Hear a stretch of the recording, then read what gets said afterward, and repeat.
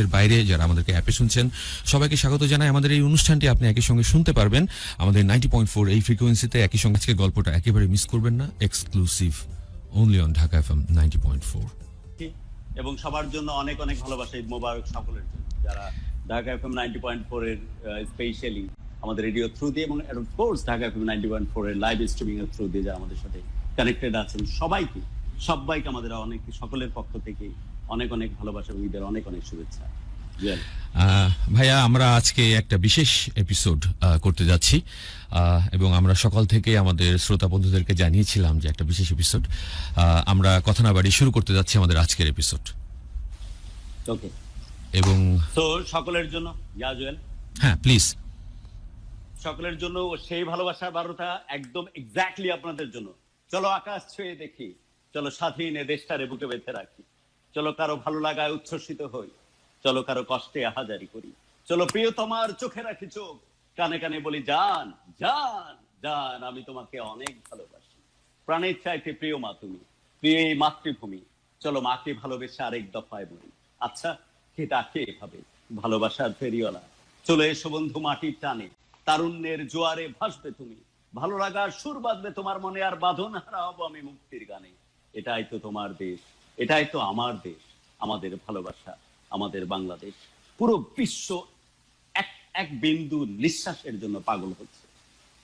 যখন যে মুহূর্তে প্রত্যেকটি মানুষের জন্য নিঃশ্বাসের জন্য স্ট্রাগল হচ্ছে, ঠিক সেই মুহূর্তে প্রত্যেকটি মানুষই চিন্তা করতেছে যে একটু অক্সিজেন, একটু কোনো না কোনো ভাবে নিঃশ্বাসের কারণ যদি আমি হতে পারি। এইটি হচ্ছে প্যান্ডেমিকের এই সিচুয়েশনে, এই সিচুয়েশনের ভিতর দিয়ে আমরা যাচ্ছি। কিন্তু তারপরেও পৃথিবী থেমে নাই, কোনোভাবেই দেশটা থেমে নাই, কোনোভাবে আমাদের ভালো লাগা মন্দ লাগার এই উপলক্ষগুলো থেমে নাই। তাই সবার উদ্দেশ্যে আমার বলার উদ্দেশ্য একটাই, সেটি হচ্ছে যে ফুল ফুটুক আর না ফুটুক, যেমন বসন্তকাল আমাদের জন্য ওয়েট করে, ঠিক এক্স্যাক্টলি ভাবে আমাদের জন্য ওয়েট করতেছে এমন একটি দিন আগামীকাল আমাদের জন্য পবিত্র ঈদ। এবং সেই ঈদের জন্য সবার পক্ষ থেকে, সকলের পক্ষ থেকে, ঢাকা এফএম 90.4 এর পক্ষ থেকে সবাইকে জানাচ্ছি ঈদের অনেক অনেক অনেক শুভেচ্ছা।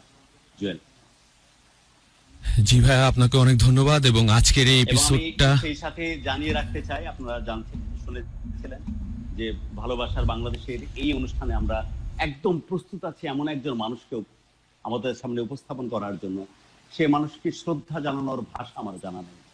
এই মানুষগুলো স্পেশালি করোনাকালীন সময়ে যখন আমি নিজের ঘর থেকে বের হতে চাচ্ছি না, যখন আমি নিজের স্বাস্থ্য, নিজের জীবন নিয়ে অনেক বেশি বিপন্ন বোধ করতেছি, ঠিক সেই সময় এরা সামনে থেকে নেতৃত্ব দিচ্ছে। সাদা কালার যে এত বেশি গুরুত্বপূর্ণ, এত বেশি মহিয়ান, সেটি দেখবার সুযোগ হয়েছে যখন ডক্টরদের স্পেশালি তাদের গায়ে যে সাদা অ্যাপ্রনটা আমি দেখি। এরা স্রষ্টার পর, আল্লাহ রাব্বুল আলামিনের পর পৃথিবীতে যেন এরাই আমাদের হয়ে বাংলাদেশ সহ পুরো বিশ্বকে ডিকটেক্ট করার, পুরো বিশ্বকে সেবা যত্ন করার দারুণ এক দায়িত্ব এরা নিয়েছেন। এবং সেই সাথে ডক্টর, সাপোর্ট স্টাফ এবং lab technician, nurse, ward boy, সবাইকে আমাদের পক্ষ থেকে অনেক অনেক ভালোবাসা।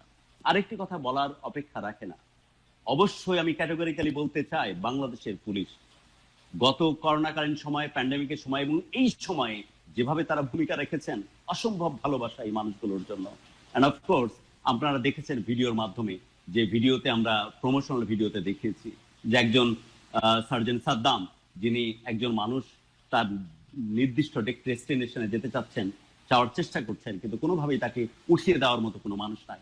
সে মানুষটি চেষ্টা করেছিলেন নিজে, সে মানুষটিকে নিজে এভাবে তুলে নিয়ে গিয়ে তার নির্দিষ্ট আসনে বসিয়ে দিয়েছিলেন। আমি জুয়েলকে অনুরোধ করবো যে ভিডিওটা আগে দেখে আসি, তারপর আমরা চেষ্টা করব আমাদের আজকের যে অনুষ্ঠানের মেইন যে অতিথি তাকে আমরা আনুষ্ঠানিকভাবে আমাদের সামনে নিয়ে আসার। আমরা ভিডিও প্রেজেন্টেশন একটু যাচ্ছি। জুয়েল, জি, আপনারা দেখছিলেন যে আমরা সেই সার্জেন্ট সাদ্দামকে আমরা দেখছিলাম, এবং স্পেশালি মানুষের ভালোবাসায় যে এমন ভাবে ভূমিকা রাখা যেতে পারে, মানুষের ভালোবাসায় এমন ভাবেই যে তিনি মানুষের পাশে দাঁড়াতে পারেন, এটি আমাদের জন্য অনেক বড় একটি পাওয়া। সেই মানুষটিকে আমরা আনুষ্ঠানিকভাবে আমাদের আজকে ঢাকা এফএম 90.4 ভালোবাসা বাংলাদেশে আনুষ্ঠানিকভাবে আমন্ত্রণ জানাতে চাই। সাদ্দাম ভাই, অসম্ভব ভালোবাসা, দারুণ শ্রদ্ধার সাথে স্বাগত জানাচ্ছি। সাদ্দাম ভাই, অনেক ভালোবাসি আপনাকে আমরা। ধন্যবাদ এহতেসাম ভাই, খুবই ভালো লাগছে আজকের এই প্রোগ্রামে উপস্থিত হতে পেরে। আসলে ভালোবাসার বাংলাদেশ 90.4 FM ঢাকা FM। আসলে এটা আমাদের জীবনকে চেঞ্জ করার জন্য, আমাদের শ্রদ্ধাবোধকে আরো বেশি বাড়ানোর জন্য অনেক বেশি গুরুত্বপূর্ণ ভূমিকা পালন করছে। ধন্যবাদ সবাইকে। আজকে পবিত্র ঈদ উল ফিতরে সবাইকে ঈদ উল ফিতরের শুভেচ্ছা। এহতেশাম ভাই, লাভ গুরু, আপনাকেও শুভেচ্ছা। অনেক ভালোবাসা সাদ্দাম ভাই, এবং অফকোর্স আমাদের ভিতর থেকে, অন্তরের অন্তঃস্থল থেকে অনেক কৃতজ্ঞতা জানাই আপনাদেরকে। আমি বিশ্বাস করুন, আপনার ওই ভিডিওটি, যে ভিডিওটি আমরা দেখেছি, যে ভিডিওটি বহু মানুষের কাছে পৌঁছে গেছে। আমি যতদূর জানি আইজিপি অ্যাওয়ার্ড অলরেডি পেয়েছেন এই ভিডিওটার কারণে, যেখানে আমরা দেখছিলাম যে একজন সাধারণ মানুষকে, একটা কষ্টে থাকা মানুষকে আপনি একদম পাজাকলা করে এভাবে তুলে নিয়ে গিয়ে তার আসনে বসিয়ে দিচ্ছেন, এবং অসম্ভব মমতায়, দারুণ ভালোবাসায় তাকে তার নির্দিষ্ট আসনে বসিয়ে দিচ্ছেন। এইটাই হচ্ছে বাংলাদেশ, এটাই হচ্ছে সত্যিকারের বাংলাদেশ পুলিশের যে অবস্থা, সেটি চমৎকার ভাবে রিফ্লেক্ট করে। তো অসম্ভব কৃতজ্ঞতা, এমন একজন মানুষকে আমরা আজকে উপস্থাপন করতে পেরেছি ভালোবাসার বাংলাদেশ 90.4 এর আজকের এই আয়োজনে। সাদ্দাম ভাইকে নিয়ে আমরা আজকের এই অনুষ্ঠানটি শুরু করব। সাদ্দাম ভাই, আপনি কি শুনতে পাচ্ছেন আমাদেরকে? জি জি, অবশ্যই শুনতে পাচ্ছি। ওকে সাদ্দাম ভাই, ইটস গুড। আমি বেসিক্যালি বেশিরভাগ ক্ষেত্রে এমন ধরনের পোস্টার দেখে অভ্যস্ত, যেখানে সানস্ক্রিন প্রোটেকশনের জন্য বিভিন্ন গাড়িতে অনেক হেভি মাস্কুলার টাইপের একজন মানুষকে দেখানো যেত, ওর সামনে একজন মেয়েকে দেখানো যেত। এই ধরনের একটা পোস্টার দেখে অভ্যস্ত। I am really good to see যে এমন একজন মানুষকে আমি স্ক্রিনে দেখছি, যাকে বাংলাদেশ পুলিশের রিপ্রেজেন্ট হিসেবে দেখা যাচ্ছে, যে মানুষটিকে দেখে সত্যি গর্ব করতে হয়। দারুণ দেখাচ্ছে আপনাকে স্ক্রিনে, দারুণ ভাবে মানিয়ে গেছে বাংলাদেশ পুলিশের চমৎকার একটা রূপ, যেটি দেখছে দেশের ভেতরে এবং দেশের বাইরে থেকে, স্পেশালি ঢাকা 90.4 এই স্টুডিও থ্রু দিয়ে যারা আমাদের প্রোগ্রামের মাধ্যমে পেনিট্রেট করতেছেন, এবং at the same time Dhaka FM 90.4 এর ফেসবুক পেজের থ্রু দিয়ে, লাইভ স্ট্রিমের থ্রু দিয়ে অনেকে দেখতে পাচ্ছেন। সাদ্দাম ভাই, আপনার কথা শুনতে চাই, আপনাকে শ্রদ্ধা জানাতে চাই, অসম্ভব ভালোবাসা আমাদের পক্ষ থেকে, সেই কথা বারংবার জানাতে চাই। দারুণ ভালোবাসা উদ্ভাসিত করেছেন আপনি আমাদেরকে, এবং সেই সাথে আপনার মাধ্যমে সমস্ত বাংলাদেশ পুলিশের সমস্ত মানুষজনকে আমরা কৃতজ্ঞতা জানাতে চাই, যারা এই প্যান্ডামিকের সময়, যারা এই সময়টাতে আমাদেরকে দারুণভাবে আমাদের পাশে থেকেছেন। অনেক বেশি দরকার ছিল আপনাদের যে সময়টাতে, সেই সময়টাতে দারুণভাবে আপনাদেরকে কাছে পেয়েছি। সাদ্দাম ভাই, আপনার অনুভূতি কেমন? আমাদের ঢাকা FM 90.4 এর স্টুডিওতে আপনাদেরকে সরাসরি দেখতে পাচ্ছি, আপনার কাছ থেকে একটু শুনতে চাই। আসলে সত্যি আমি অনেক বেশি অভিভূত, অনেক বেশি আশ্বস্ত যে এই ধরনের একটা প্রোগ্রামে আসতে পেরেছি, এবং লাভ গুরু, বিশেষ করে ঢাকা FM 90.4 ভালোবাসার বাংলাদেশে আমাকে ইনভাইট করার জন্য। আসলে এটা বাংলাদেশ পুলিশের জন্য একটা অনেক বেশি আত্মমর্যাদা, এবং বাংলাদেশ পুলিশের জন্য অনেক বেশি সম্মান। এবং আমি অ্যাজ এ বাংলাদেশ পুলিশের মেম্বার হিসেবে আমি এখানে এসেছি। আমি বলতে চাই, এই করোনাকালীন সময়ে, প্যান্ডামিক সময়ে বাংলাদেশ পুলিশ যেভাবে এগিয়ে এসেছে, শুধু বাংলাদেশ পুলিশ নয়, ফ্রন্টলাইনার্স হিসেবে ডক্টররা সবার আগে আমি বলবো, ডক্টররা সবচেয়ে বেশি পরিশ্রম করেছে। নার্স, স্টাফ, টেকনিশিয়ান যারা আছে, মিডিয়া কর্মী আপনারা যারা আছেন, আসলে সবাই মিলে আমরা আমাদের বাংলাদেশকে সামনের দিকে এগিয়ে নিতে চাই। এবং এই ধরনের প্রোগ্রামের মাধ্যমে যে একজন পুলিশ সার্জেন্ট বা একজন পুলিশ ট্রাফিক কনস্টেবল বা একজন পুলিশের কনস্টেবলকে যেভাবে উদ্ভাসিত বা উৎসাহিত করা হয়, সেটা আসলে আমরা অনেক বেশি গর্বিত এবং অভিভূত। ধন্যবাদ লাভ গুরু, ধন্যবাদ Dhaka FM 90.4। Thank you Saddam ভাই। আমি আপনার জীবনের কথা শুনতে চাই, আমি আপনার ছোটবেলার কথা জানতে চাই। অফ ইয়ারে অনেক কথা হচ্ছিল, যে আমি বারবার বলছিলাম যে ইটস এ গুড ফিজিক, মানে একজন সার্জন হিসেবে যেমন দেখতে দেখানো উচিত, আদর্শগত ভাবে এক্স্যাক্টলি আপনাকে তেমনই দেখায়। আপনি ছোটবেলা থেকে প্রচন্ড পরিমাণে কি বলবো, খেলাধুলার মধ্যে থাকতে পছন্দ করতেন। 6 ফিট 1 ইঞ্চি আমি যতদূর বুঝেছি আপনার হাইট, এরকম এবং সবসময় নিজের ব্যাপারে সচেতন থাকা, এবং গ্রামের ওই যে নির্যাস, আমি প্রায়শই বলতে পছন্দ করি যে আঁকা বাঁকা পথ, ছোট্ট নদী, তপ্ত দগ্ধ মাটি, ঝুম বৃষ্টি, হঠাৎ নাকে লেগে আসা মাটির সোদা গন্ধ, বিস্তৃত আকাশ, বিস্তীর্ণ সমুদ্র, এই যে ভালো লাগাগুলো আপনি কাছ থেকে দেখেছেন, এটাই কি মানবিক মানুষ হিসেবে, মানবিক পুলিশ হিসেবে আপনাকে সামনের দিকে রিপ্রেজেন্ট করতে সাহায্য করেছে?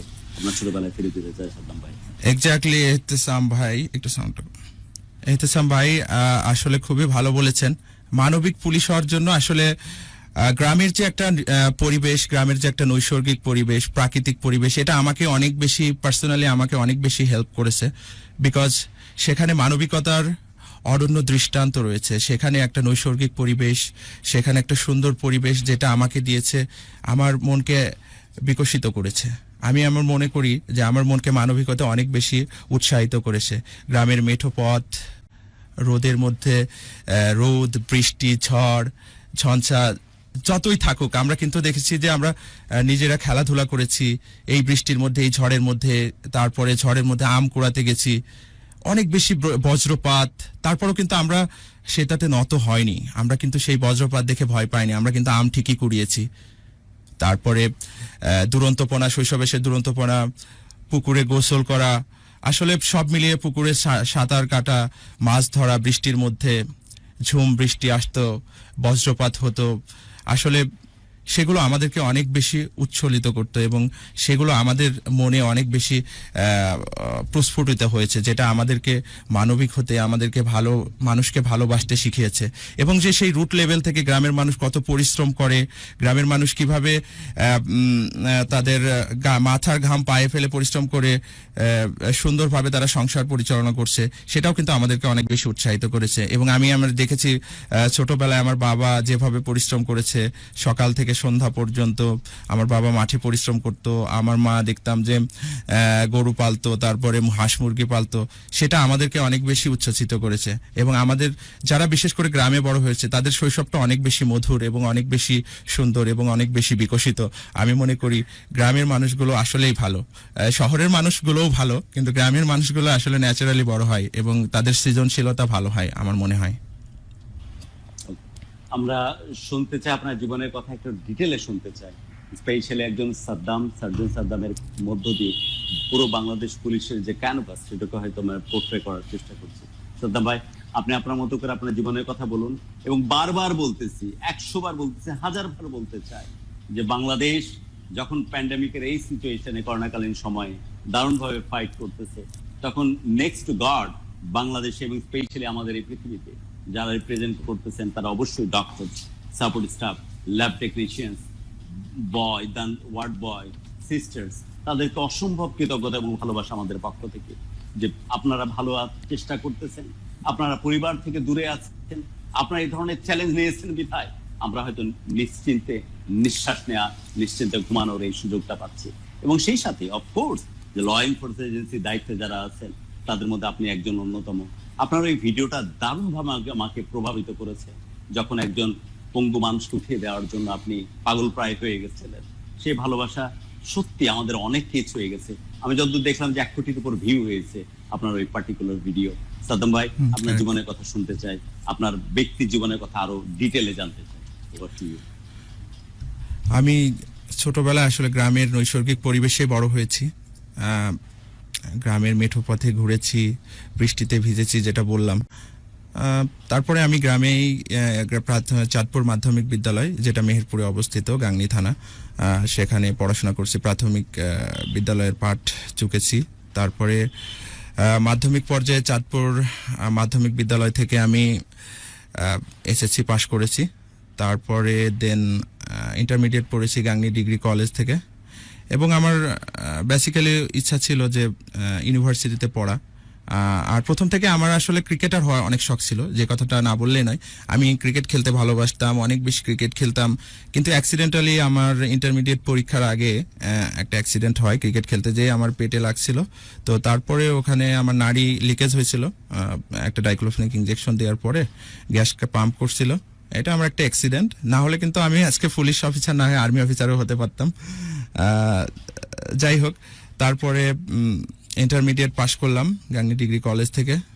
ইউনিভার্সিটির জন্য অনেক বেশি স্বপ্ন ছিল, ঢাকা ইউনিভার্সিটিতে ভর্তি হতে পারি নাই। যাই হোক, ওয়েটিংয়ে ছিলাম। পরে রাজশাহী ইউনিভার্সিটিতে পলিটিক্যাল সায়েন্সে আমি ভর্তি হই। তো সেখানে আমি যেটা পেয়েছি যে গ্রামের যে একটা নৈসর্গিক স্মৃতিগুলো সেখানে কিন্তু আমি রাজশাহী ইউনিভার্সিটি থেকেও পেয়েছি, কারণ রাজশাহী ইউনিভার্সিটি আপনি জানেন ভাইয়া যে one of the largest university of Bangladesh, এবং সেখানে একদমই তাই। অনেক সুন্দর নৈসর্গিক পরিবেশ এবং সেখানকার অদ্ভুত, প্রাকৃতিক ওই পরিবেশগুলো প্যারিসের অসাম কথা ছিল, কোনোভাবে এবং ভোলা যেটা যায় আমাকে অনেক বেশি অনুপ্রাণিত করেছে, এবং সেই সময় অনেক বেশি ভালোবাসা ছিল অনেক মানুষের সাথে। বিশেষ করে আমি ইউনিভার্সিটি লাইফে খেলাধুলা করতে অনেক পছন্দ করতাম, আমি ইউনিভার্সিটি টিমে খেলতাম, ফুটবল খেলতাম।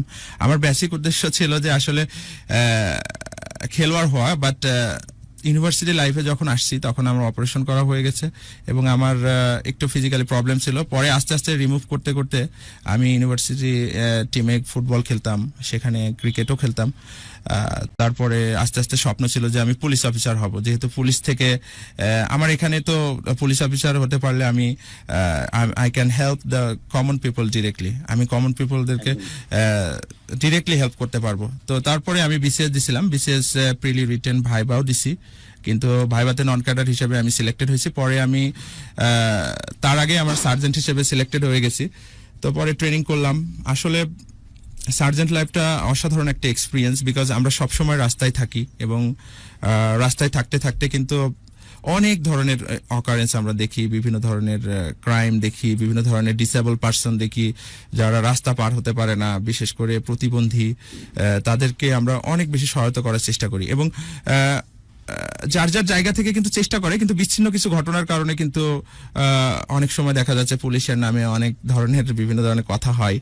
এটা আসলে হবে, আমাদেরকে মেনে নিতে হবে, কিন্তু তারপরও আমরা কিন্তু চেষ্টা করি যে অ্যাজ এ পুলিশ অফিসার বা অ্যাজ এ পুলিশ সদস্য হিসেবে, বাংলাদেশ পুলিশের একজন গর্বিত সদস্য হিসেবে কিভাবে মানুষকে সরাসরি হেল্প করা যায়। বিশেষ করে কন্ডোম প্যান্ডামিক সিচুয়েশনের মধ্যে যে অবস্থাটা ছিল, কেউ কিন্তু ভয়ে প্রাইমারিলি 2020-তে প্রথম দিকে মার্চের 24 তারিখের পর থেকে যখন লকডাউন শুরু হলো, তখন কিন্তু মানুষ ভয়ে রাস্তায় বের হতো না।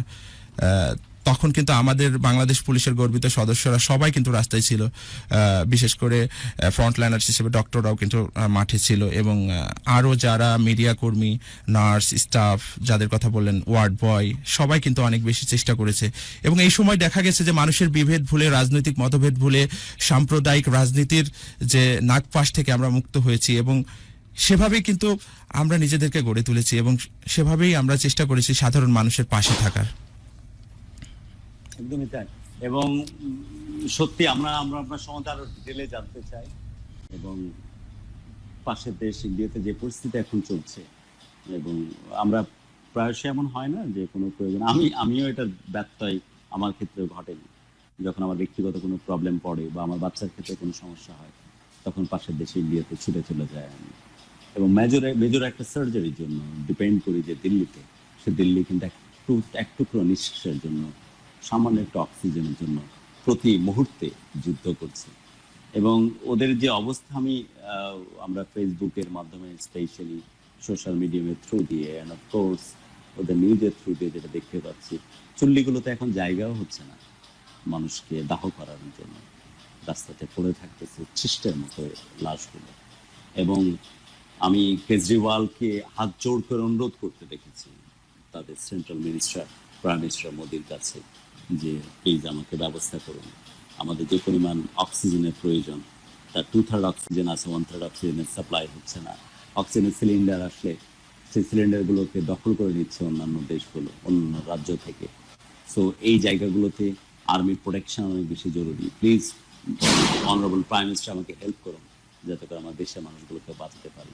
তো we are fortunate, we are blessed যে এই পরিস্থিতির মধ্যে আমাদেরকে এখনো পড়তে হয়নি। বাট সিচুয়েশন এমন যাচ্ছে যে কোনো একটা সময় যে ট্রান্সফরমেশনের ভিতর দিয়ে আমরা যাচ্ছি, ওই পরিস্থিতি আমাদের পড়ে যেতে না হয়, তো এটি আমাদের জন্য সত্যি অনেক বড় একটি দুশ্চিন্তা, এবং যে আভাস সামনের দিকে আসছে সেটা আমাদের জন্য সত্যি দারুণভাবে কষ্টের। এবং এটিও সত্যি যে আমাদের দেশে কিছু মানুষ আছে, এরা মানুষ বললে ভুল বলা হয়, পুরোটাই যেন এদের কলিজা, অসম্ভব মহব্বতে, দারুণ মমতায়, দারুণ ভালোবাসায় মানুষকে আপন করে নিয়েছে। স্পেশালি একটা স্পেশাল একটা পার্টিকুলার গ্রুপের কথা, গ্রুপ অফ ইন্ডাস্ট্রির কথা বলা যায়, যারা বিজনেসের প্রয়োজনে অক্সিজেন প্লান্ট তৈরি করেছিলেন, যে অক্সিজেন প্লান্টের পুরো দস্তুর অক্সিজেনগুলো সাপ্লাই দিচ্ছেন এখন এই বর্তমান প্যান্ডেমিকে ভোগা এই করোনাকালীন সময় মানুষগুলোর নিঃশ্বাসকে জিইয়ে রাখার জন্য।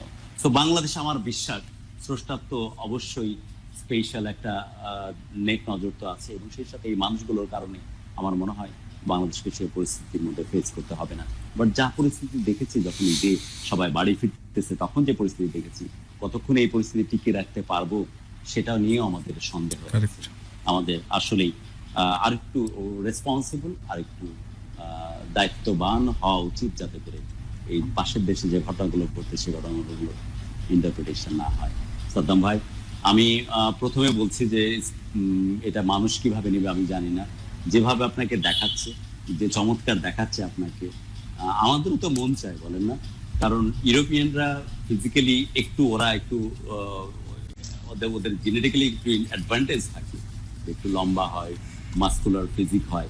বাট আপনাকে দেখে আমার মনে হচ্ছে দিস ইজ বাংলাদেশ কোনো অংশে পিছিয়ে থাকার কথা। ভাই আমি একটু কথা বলি। আসলে আপনি যেটা বললেন ইউরোপিয়ান স্টাইল, আসলে এটা আমাদের সবার মধ্যেই থাকা উচিত। হাইটটা ফ্যাক্ট না, আমি মনে করি যে যারা প্যাশনেট, যারা স্মার্ট পুলিশিং এ বিশ্বাসী, হাইটটা ছোট হলেও দেখা যাচ্ছে অনেক সময় বডি বিল্ডিং বা স্পোর্টস এর মাধ্যমে যারা কাজ করে তারা দেখা যাচ্ছে নিয়মিত এক্সারসাইজ করে, এটা কিন্তু আমাদের ইমিউনিটি বুস্ট করে। প্লাস আমরা যে আমাদের ফিজিকটা যদি ভালো হয়, সেটা height 5 feet 4 inch 6 inch, this is not a matter. I think smartness, আমাদের বেশভূষা, আমাদের পোশাক, সবকিছু মিলিয়েই একজন স্মার্ট পুলিশ, মডার্ন পুলিশ হিসেবে পরিগণিত হওয়া যায়। এবং ইউরোপিয়ান যে পুলিশ বা ফ্রান্স, ইউএসএ, ইউকে পুলিশ, আমি এদেরকে ফলো করি, বিকজ আমার মনে হয় যে পুলিশ হবে স্মার্ট, এবং স্মার্ট পুলিশিং রাস্তায় থাকবে, স্মার্টলি কথা বলবে, মানুষের সাথে সুন্দর ব্যবহার করবে, এটাই তো পুলিশিং। এর মাধ্যমে তো আমরা জনগণকে এভাবেই তো আমরা হেল্প করতে পারি, এবং স্মার্ট পুলিশিং সবাই পছন্দ করে। এবং ভালো ব্যবহারের মাধ্যমে আমরা কিন্তু মানুষের অনেক বেশি কাছে যেতে পারি, এবং মানুষ অনেক বেশি ফিল করে যে বাংলাদেশ পুলিশ আমাদেরকে সম্মান করে কথা বলুক।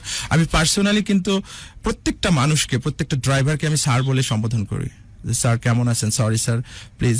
আমি যদি কাগজটা নিতে যাই অ্যাজ এ সার্জেন্ট হিসেবে, তারপর আমি কিন্তু বলি স্যার প্লিজ আপনার কাগজটা কাইন্ডলি দেখাবেন, ইফ ইউ ডোন্ট মাইন্ড। এভাবে যদি আমরা বলি বা সুন্দরভাবে বাংলা ভাষায় যদি সুন্দর করে বলি, তাহলে কিন্তু সবাই অনেক বেশি খুশি হয়, এবং সবাই চায় যে পুলিশের কাছ থেকে একটা ভালো ব্যবহার। প্রত্যেকটা মানুষ, আমি অ্যাজ এ পার্সন হিসেবে, আমি যখন সিভিলে অনেক সময় মোটরসাইকেল চালাই, তখন কিন্তু আমি, বা অনেক সময় গাড়ি চালাই, তখন আমি দেখি, আমি কিন্তু এক্সপেক্ট করি যে বাংলাদেশ পুলিশ বা পুলিশের বিহেভ হবে, মানে কি বলবো, এটা মানে আনডিসক্রাইবেবল, যেটা পুলিশের বিহেভ হবে খুবই সুন্দর এবং মনোরম, এবং পুলিশ সফটলি বিহেভ করবে, যেটা মডার্ন পুলিশিং এবং আধুনিক পুলিশ আমাদেরকে শিক্ষা দেয় এবং জানান দেয়। একদমই তাই।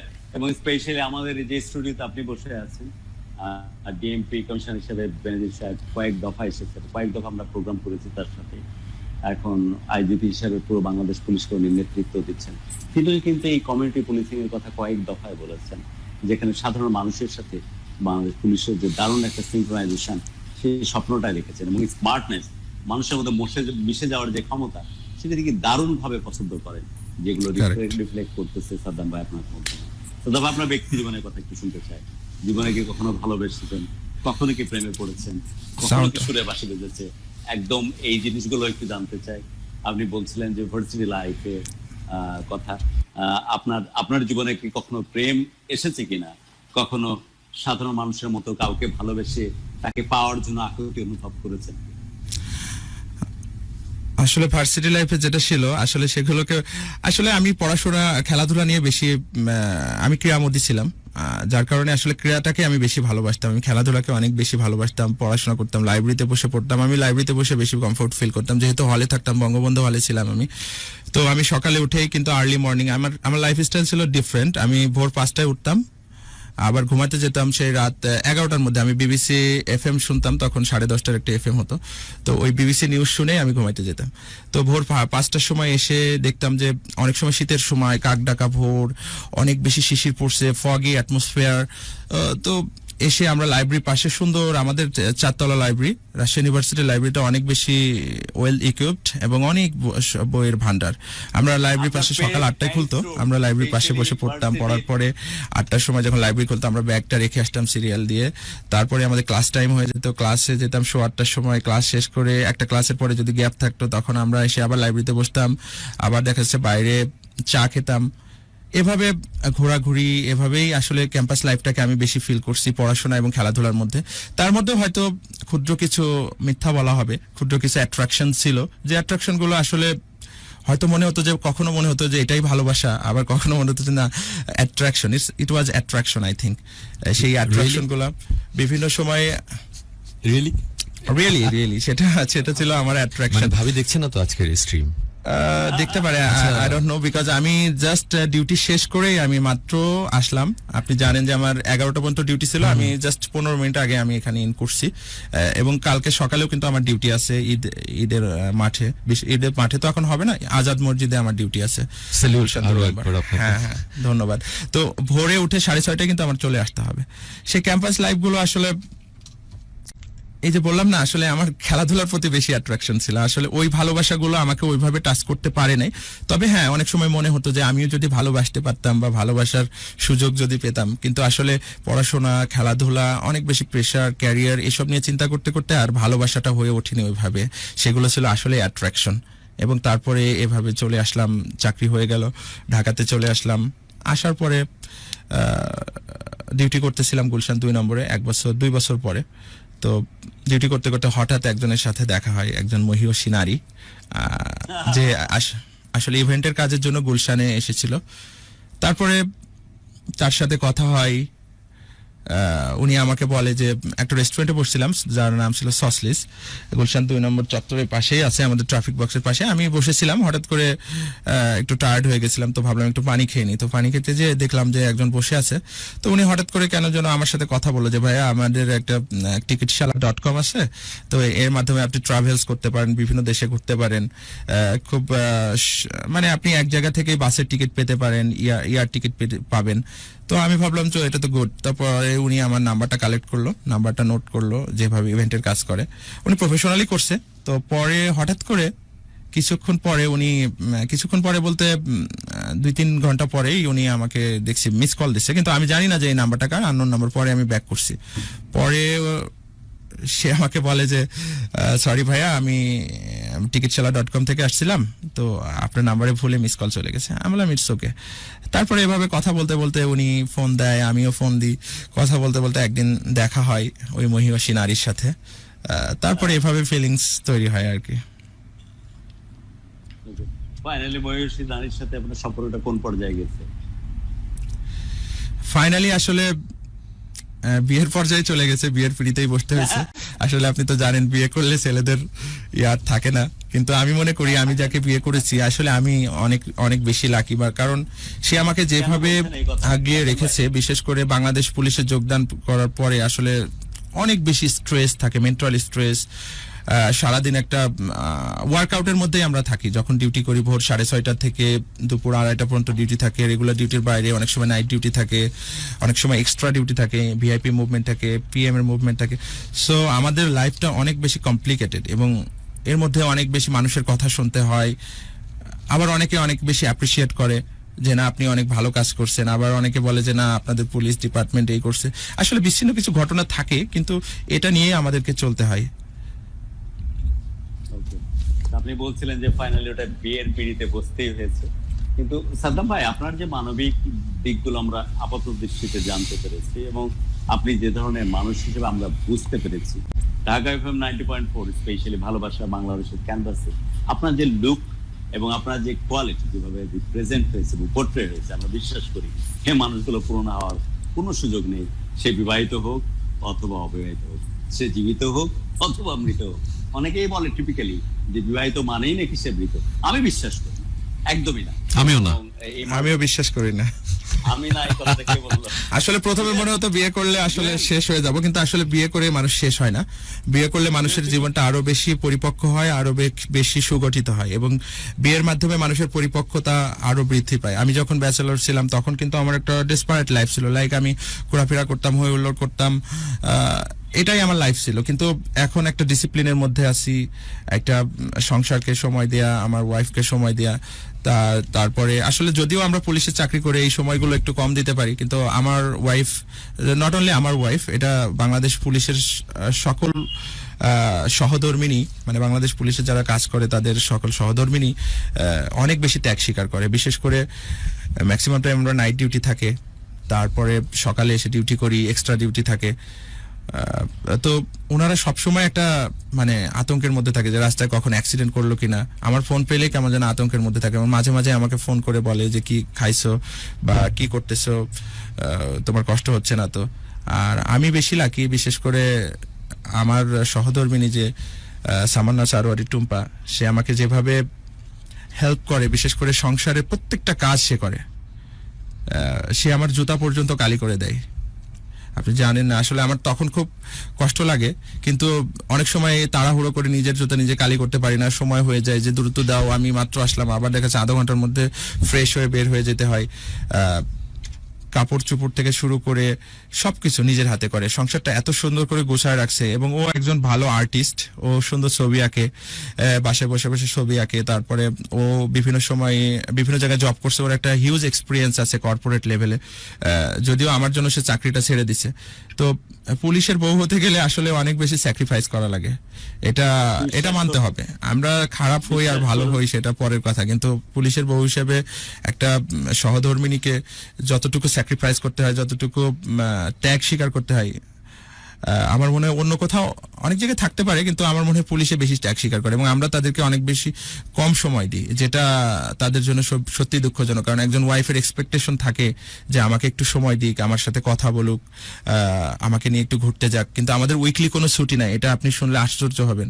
মানে পৃথিবীর কোনো চাকরির ইতিহাসে আমি জানি না, তবে বাংলাদেশ পুলিশের কোনো ছুটি নাই। 24 আওয়ার্স ডিউটি এবং 30 days in a month, 365 days। একটা মুভি আছে যে 365 days।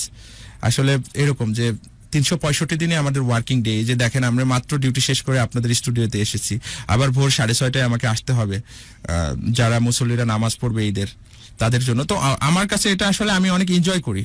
আমার ভালো লাগে যে আমি অ্যাজ এ পুলিশ অফিসার হিসেবে, অ্যাজ এ বাংলাদেশ পুলিশের সদস্য হিসেবে যে মানুষকে সেবা দিতে পারছি, এর মধ্যে কিন্তু এনজয় খুঁজে নিতে হয়। আসলে রাস্তায় দাঁড়িয়ে মানুষের সাথে কথা বলা, মানুষকে হেল্প করা, ডিসেবল পার্সনদের সাথে কথা বলা, অনেক সময় তাদেরকে সাপোর্ট দেওয়া, এটাই তো ভালোবাসা, এটাই তো ভালোবাসার বাংলাদেশ, এটাই হওয়া উচিত।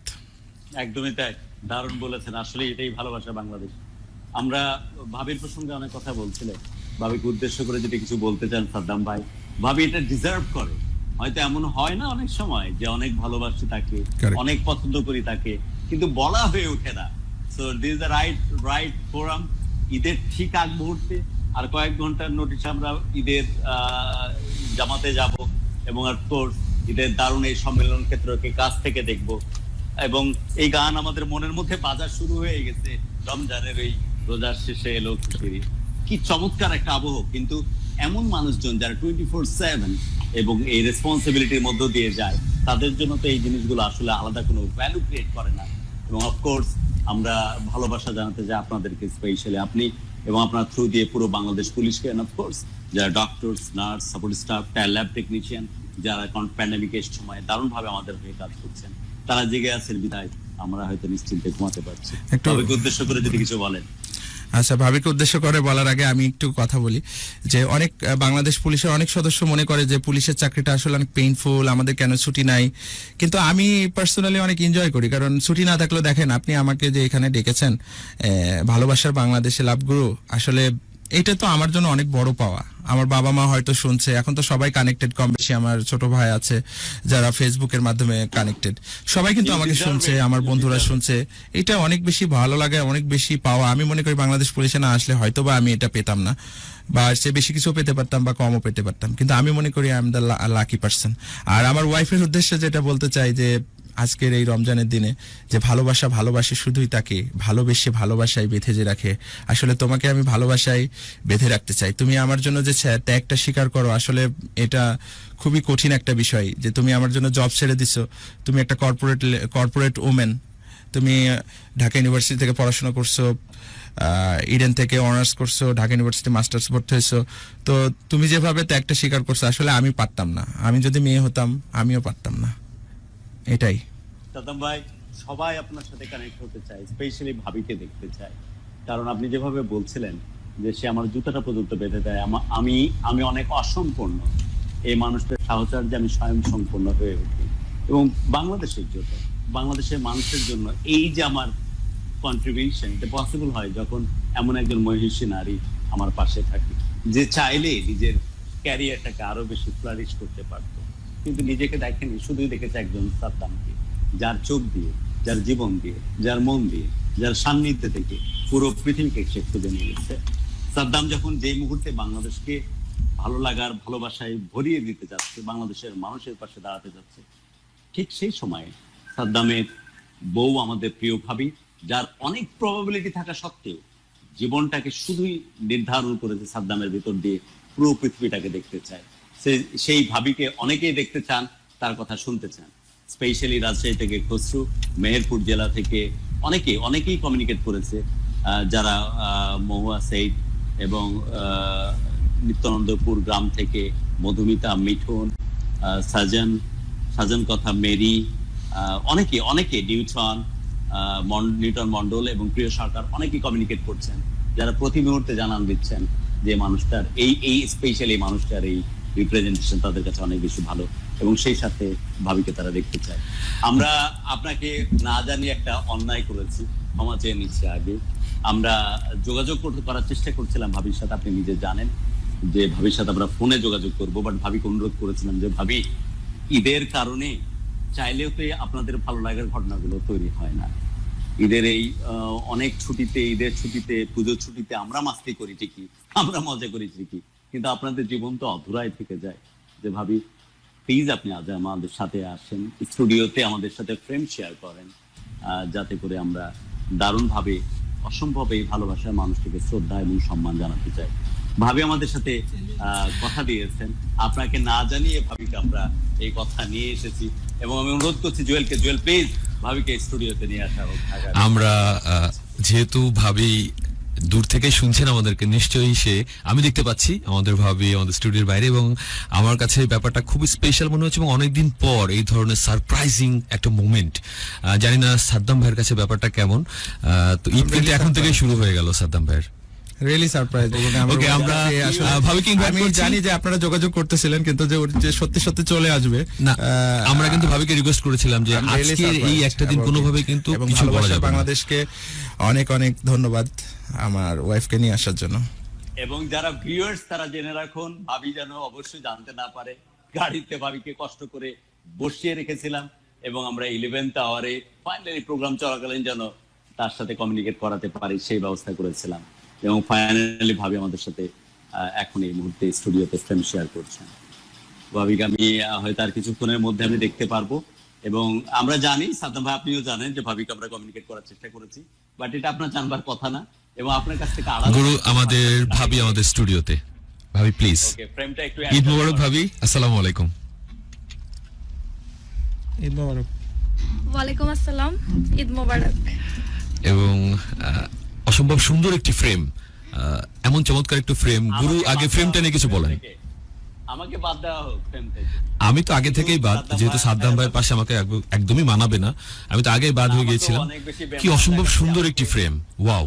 আমাকে ফ্রেম থেকে সরিয়ে দেওয়া হোক। না, আমার ভালো লাগছে একটা বিষয় ভেবে যে ওকে আজকে খুব খুব সুন্দর লাগছে, তোমাকে অনেক সুন্দর লাগছে। Thank you. আমাকে ফ্রেম থেকে অফ করা হোক প্লিজ। জুয়েল একটু প্রিন্ট অফ করে দেওয়া হোক ভাবি। এবং আচ্ছা, আপনাকে তো পুরোপুরি আমরা অফ করতে পারছি না, একটু ছোট করে দিলাম। এতটুকু থাক ভাবি। অসম্ভব অসম্ভব শ্রদ্ধা, দারুণ ভালোবাসা যে আপনি আমাদের সাথে স্টুডিওতে লাভ গুরু, আপনাকেও অসংখ্য ধন্যবাদ যে আজকের মতো এত স্পেশাল একটা দিনে শুধুমাত্র আপনাদের জন্যই সম্ভব হয়েছে যে আমার ভালোবাসার মানুষটার সাথে আমি এত সুন্দর একটা মুহূর্ত কাটাতে পারছি। তো আসলে ওরা তো অনেক ব্যস্ত থাকে, যার কারণে আসলে চাঁদ রাতে আমাদের তেমন কোনো প্ল্যান থাকে না। সবাই বাহিরে অনেক এনজয় করে, বাট আমরা সেই সময়টা আসলে এনজয় করতে পারি না। তো শুধুমাত্র আপনাদের সবাইকে আমার আন্তরিকভাবে ধন্যবাদ যে আপনাদের কারণেই আজকে এত সুন্দর একটা দিনে চাঁদ রাতে স্পেশাল মানুষের সাথে একটা স্পেশাল সময় কাটাতে পারছি আপনাদের স্টুডিওতে। তো লাভ গুরু, আপনাকে অনেক অনেক অনেক ধন্যবাদ। তবে অনেক কৃতজ্ঞতা আপনাকে। আপনার প্রশ্নে যে কি পরিমাণ শ্রদ্ধাবোধ আপনাকে বোঝাতে পারবো না। সাদ্দাম ভাই প্রতি কথাতে, প্রতি মুহূর্তে আপনার কথা কোট করে এবং যখনই আপনার কথা অন ইয়ারে এবং অফ ইয়ারে উনি কোট করেন, প্রতি মুহূর্তে জানান দেন অসম্ভব মহিয়সী নারী এটা। আমি সাদ্দাম কিছুই না, আমি কি খাবো, আমি যেহেতু জিম করি এবং অনেক এক্সটেন্সিভ লেভেলের জিম করি, আমার সুপার ফুড প্রয়োজন, সেটার জন্য কি ধরনের খাবার খাওয়া উচিত এবং স্পেশালি আমার বাবা মাকে কিভাবে টেক কেয়ার করা উচিত, আমার পরিবারকে কিভাবে বেঁধে রাখা উচিত, সমস্ত কিছু নিশ্চিন্ত করার পিছনে একটা মানুষ নিরবিচ্ছিন্নভাবে কাজ করে যাচ্ছে, আমার প্রিয়তমা স্ত্রী। এবং সেইভাবে কাজ করে বিধায় আমি সাদ্দামের পক্ষে অনেক কিছু করা সম্ভব হয় বাংলাদেশের জন্য এবং বাংলাদেশের মানুষের জন্য। ভাবি, বিশ্বাস করুন, অসম্ভব শ্রদ্ধা জানাচ্ছি, অসম্ভব শ্রদ্ধা জানাচ্ছি এবং অনেক অনেক কৃতজ্ঞতা জানাচ্ছি পুরো বাংলাদেশের পক্ষ থেকে, পুরো বাংলাদেশের মানুষের পক্ষ থেকে। অ্যাকচুয়ালি আমি মানে বলতে পারবো না যে আমি তাকে কতটুকু সাপোর্ট করতে পারি, বাট আমি যতটুকু চেষ্টা করি যে একটা মানুষ, আমার হাজবেন্ড তো আর অন্য সবার মতো না, সে একটা যে প্রফেশনে আছে তার উপর অনেক দায়িত্ব। সো একটা মানুষ সারাটা দিন যখন এতগুলো প্রেশারের মাঝে থাকে, সো আমি চেষ্টা করি যে যতটুকু সময় সে আমার বাসায় থাকে এই টাইমটা ওকে রিল্যাক্স দিতে, যে আমার একটু কষ্ট হোক বা আমার স্যাক্রিফাইসের কারণে সেই মানুষটা যদি বাসায় এসে একটু রিল্যাক্সে থাকতে পারে, এটাই আমার কাছে অনেক বড় পাওয়া। তো আমি জানি না আমি আসলে কতটুকু তাকে মানে রিল্যাক্স দিতে পারি বা কতটুকু সে ইয়ে করতে পারে। লাভগুরু, আমি একটু বলতে চাই, আসলে ও যেভাবে আমার টেক কেয়ার করে আসলে সত্যি আনবিলিভেবল। তবে আমি চাই যে ও আবার ওর প্রফেশনে ফিরে আসুক, ও একজন স্বাভাবিক নারীর মতো স্বাভাবিক একজন ওমেন এম্পাওয়ারমেন্টে আই বিলিভ। বাট ও নিজে থেকে জবটা ছেড়ে দিছে, আমি ওকে প্রেশারাইজ করি নাই। তবে আমি চাই ওর আমরা একটা বেবি নেওয়ার পরে ও আবার জবে ফিরবে এবং কামব্যাক করবে এবং বাংলাদেশের জন্য ও কিছু করবে। আসলে ওমেন এম্পাওয়ারমেন্ট যেটা বলি, নারীর ক্ষমতায়ন, বাংলাদেশ বর্তমান সরকার অনেক বেশি এমফাসাইজ করছে এই বিষয়টার উপরে, যে নারীর ক্ষমতায়ন, এবং নারীর ক্ষমতায়ন ছাড়া কিন্তু পৃথিবীতে উন্নয়ন সম্ভব নয়। বিশ্বের যা কিছু সৃষ্টি চির কল্যাণকর, অর্ধেকটার গড়িয়েছে নারী, অর্ধেকটার নর। ভাই, আপনি তো খুব সুন্দর করে বলেন কথাটা, তখন আমার খুব ভালো লাগে। একদমই তাই সাদ্দাম ভাই, আপনি যদি কিছু বলতে চান, অ্যাপার্ট ফ্রম কাব্য, ভালোবাসা, সব তো আছেই। এই মানুষটাকে ঘিরে আপনার যে পরিমাণ শ্রদ্ধাবোধ, যে পরিমাণ মহাব্বত, যে পরিমাণ টান, যে পরিমাণ সেটা আমরা অফ ইয়ারে খুব ভালোভাবে টের পেয়েছি। For your kind information, specially আমি যারা এখন ঢাকা 90.4 এর স্পেশালি যারা রেডিও থ্রু দিয়ে শুনছেন অথবা স্ট্রিমিং এর থ্রু দিয়ে দেখছেন, আপনাদের অবগতির জন্য জানিয়ে রাখি, এই মানুষটির সাথে অফ ইয়ার আমার প্রচুর কথা হয়। তখন ঘুরে ফিরে এই মানুষটির কথা বলবার চেষ্টা করেন, তার প্রিয়তমা স্ত্রী, আমাদের ভাবির কথা তিনি প্রায়শই বলেন এবং তার যে কৃতজ্ঞতার কথা বারবার প্রকাশিত হয়। এখন এটা একটা বড় সুযোগ সাদ্দাম ভাই, ইটস বিন এন আর্কাইভ, যে আমাদের এই আর্কাইভে আপনার জীবন এবং স্পেশাল আপনার ভাবির জীবনটা পোট্রে হবে, আমাদের এটা সারা জীবন থাকবে। ভাবিকে উদ্দেশ্য করে যদি সরাসরি কিছু বলতে চান, আপনি আপনার মতো করে, যা আপনি অফ ইয়ারে বলেন, ভাবি কিন্তু ডিজার্ভ করে সাদ্দাম ভাই যে আপনি মন খুলে বলেন ভাবিকে উদ্দেশ্য করে। আসলে তাকে বলার মতো কিছুই নাই, কিন্তু একটা কথা সবসময় বলতে চাই, যে তুমি আমার জীবনের সব।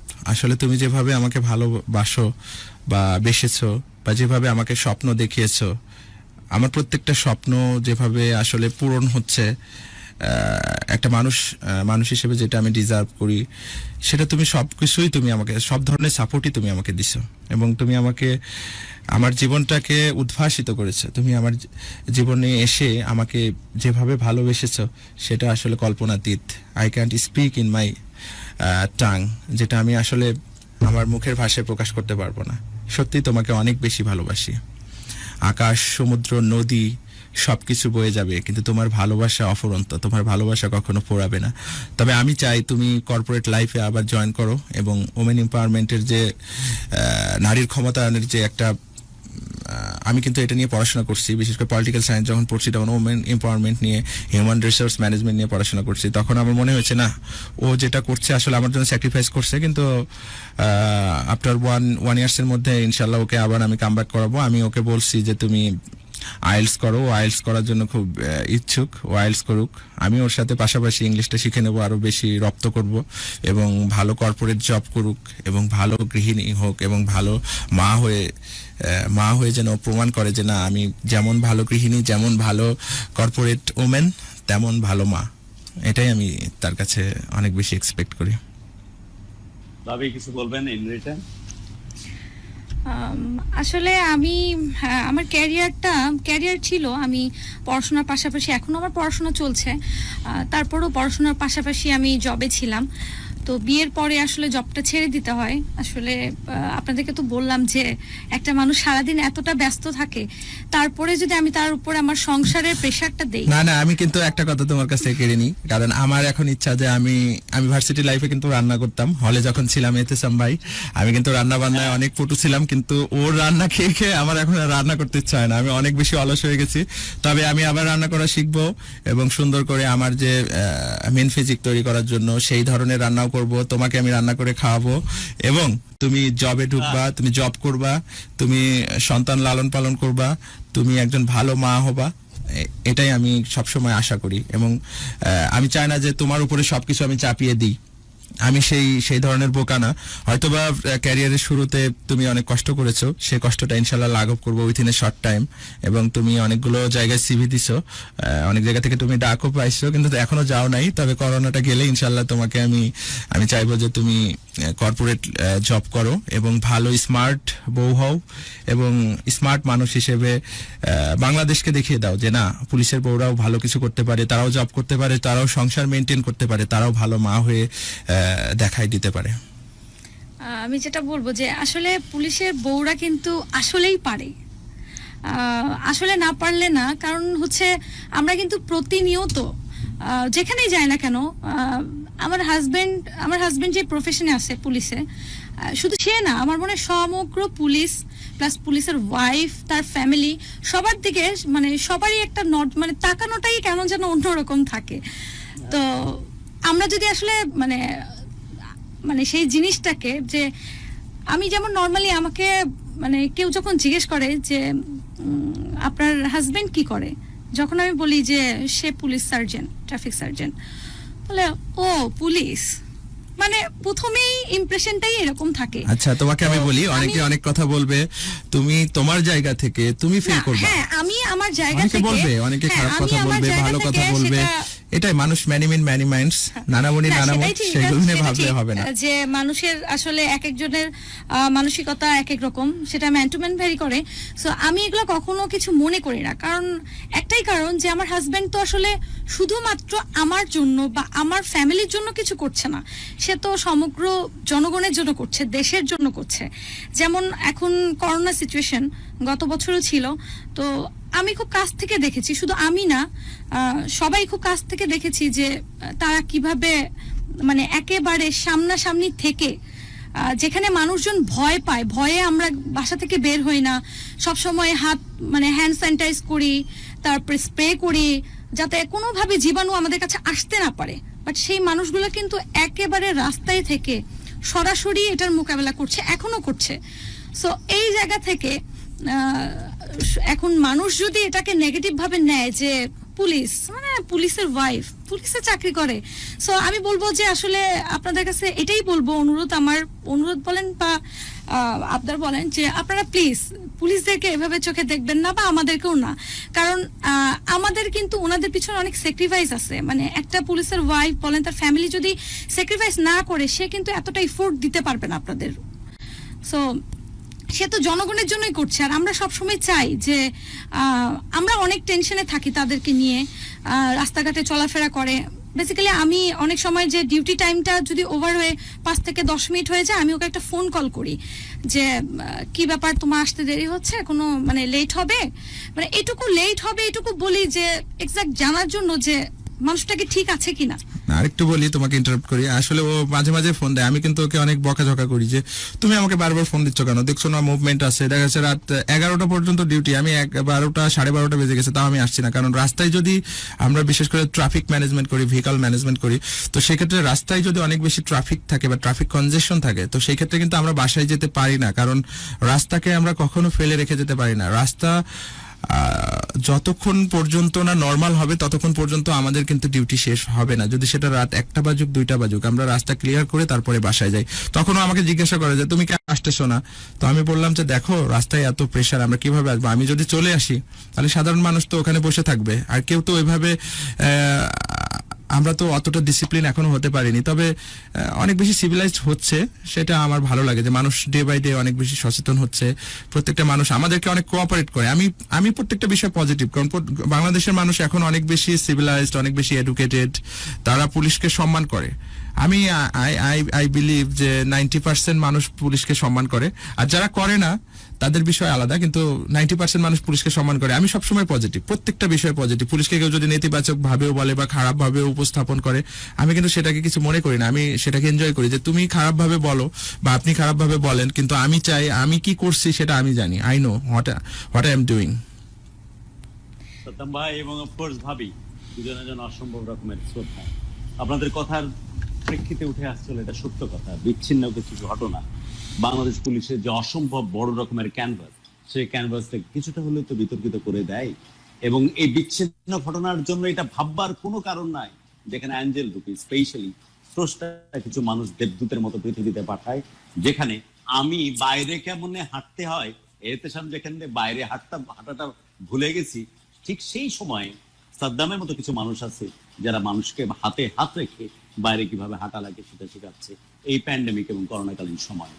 আমার বউ যেখানে প্রতি মুহূর্তে কান্নাকাটি করছে আমি বাড়ির বাইরে পা রাখার জন্য, এবং আমি তার কান্নাকাটিকে প্রাধান্য দিয়ে বাড়িতে আবার রিব্যাক করছি, ঠিক সেই সময়ে ভাবি আপনি অসম্ভব কষ্ট হলেও এই মানুষটিকে আটকে রাখতে পারছেন না, কারণ তার মাথার মধ্যে দারুণ এক জুনুন, দারুণ এক জজবা পয়দা হয়েছে যে কোনো মূল্যে আমার বাংলাদেশকে বাঁচাতে হবে, বাংলাদেশের মানুষকে বাঁচাতে হবে। তো অসম্ভব ভালোবাসা এবং কৃতজ্ঞতা এই কাজগুলোর জন্য। ইয়া অফকোর্স কিছু বিচ্ছিন্ন ঘটনা তো আছেই, যে কারণে সাদ্দামদের মতো এত বড় পোর্টফোলিও, এত বড় ক্যানভাস কিছুটা হলেও তো বিতর্কিত হয়ে যায়। তবে অফকোর্স দিন শেষে এটাও ভাবতে হয় যে বাংলাদেশ পুলিশ একটা থ্যাঙ্কলেস জব, যে জায়গাগুলোতে ওরা যত বেশি কাজ করবে না কেন তারপরে কিছু কোয়েশ্চেন তো থেকেই যাবে। কিন্তু আমি যে ভবিষ্যতের বাংলাদেশ দেখছি, আমি যে ভালোবাসার বাংলাদেশ দেখছি, সেখানে আপনি এবং সাদ্দাম ভাই যে পেয়ারিংটা আমি দেখছি সামনের দিনগুলোতে এমন ভাবে রিপ্রেজেন্ট করবেন। বাংলাদেশ পুলিশ যে কমিউনিটি পলিসিং এর কথা চিন্তা করে আইজিপি প্রায়শই বলতেন, সেই দিকে আমরা এগিয়ে যাচ্ছি। আমরা আপনাদের কাছে ফিরে আসবো। এন্ড অফকোর্স আমার আমার কাছে কেন জানি মনে হচ্ছে আমার এই কালো কুষ্টা চেহারাটা স্ক্রিনের একটা পর্যায়ে না দেখালে ভালো হতো। শুধুই থাকুক সাদ্দাম ভাই, আর শুধুই থাকুক সাদ্দাম ভাইয়ের ওয়াইফ। কি অদ্ভুত, কি মিষ্টি, স্রষ্টার নির্ধারিত দেবদূতের মতো দেখাচ্ছে এই দুইজনকে। এবং আমার কাছে কেন যেন মনে হচ্ছে আসলে they are next to God, next to Allah, next to স্রষ্টা, যারা পৃথিবীতে আমাদেরকে সাহায্য করছেন। একজন ঘর সামলাল দিচ্ছেন যাতে করে তার প্রিয়তম মানুষটার সামনে থেকে নেতৃত্ব দেয় এই মানুষগুলোকে হেল্প করার জন্য, আর একজন নিরবিচ্ছিন্ন ভাবে মানুষের পাশে দাঁড়াচ্ছেন। সো দিস এই দুইজন মানুষকেই দেখানো উচিত যেখানে সাদ্দাম ভাই আছেন এবং সাদ্দাম ভাইয়ের প্রিয়তম স্ত্রী আছেন, এবং তাদেরকে উদ্দেশ্য করে আমার ভালোবাসার কথাগুলো যে ঘোর যেন কখনো না কাটে। সাদ্দাম ভাই যেটা বারবার বলতে চেষ্টা করছিলেন তার ভালোবাসার মানুষটিকে ঘিরে, যে জানো এই যে ঘোর যেন কখনো না কাটে। আমি মানে এই ভালো লাগা এবং ভালোবাসার ঘোর সবসময় তাদেরকে আবিষ্ট করে রাখুক। আমি জুয়েলের কাছে একটু যেতে চাই, ছোট্ট একটা বিরতি, ফিরে আসছে এখনই, এবং আমি খুব অল্প সময়ে বিরতিতে যেতে চাই। ফিরে এসে গুরু বিরতিতে যাওয়ার আগে আসলে আপনাকে যেটা বলতে চাই সেটা হচ্ছে যে আপনাকে অত্যন্ত সুন্দর দেখাচ্ছে, আপনি নিশ্চিন্তে থাকবেন, এবং আমরা খুব ভালোভাবে স্ক্রিনটা এনজয় করছি, আমাদের দেখতে একেবারে কোনো সমস্যা হচ্ছে না। সাদ্দাম ভাই ভাবে আপনারা তো একমত? অবশ্যই লাভগুরু তো লাভগুরুকে সবসময় হ্যান্ডসাম এবং স্মার্ট দেখাবে, এটাই স্বাভাবিক। আরে শোন জুয়েল, যে মানুষটি চোখে সাদ্দামের মতো দেখে অভ্যস্ত, ওই মানুষ চোখের টেস্ট নষ্ট করে দিস না এসব কথা বলে। সাদ্দাম লুক ওয়াইজ ওর দেখতে এমনই 6 ফিট 1 ইঞ্চি, দারুণ টাফ ফিজিকটা আমরা দেখেছি যে অনেক গড গিফটেড, অনেক স্ট্রেট দেখায়, অনেক সময় পুজো হয়ে যায়। সাদ্দাম একদম লাইক দিস। সাদ্দামের সবচেয়ে কি বলবো, সবচেয়ে সিগনিফিকেন্ট যে জায়গাটা সেটি হচ্ছে যে ওর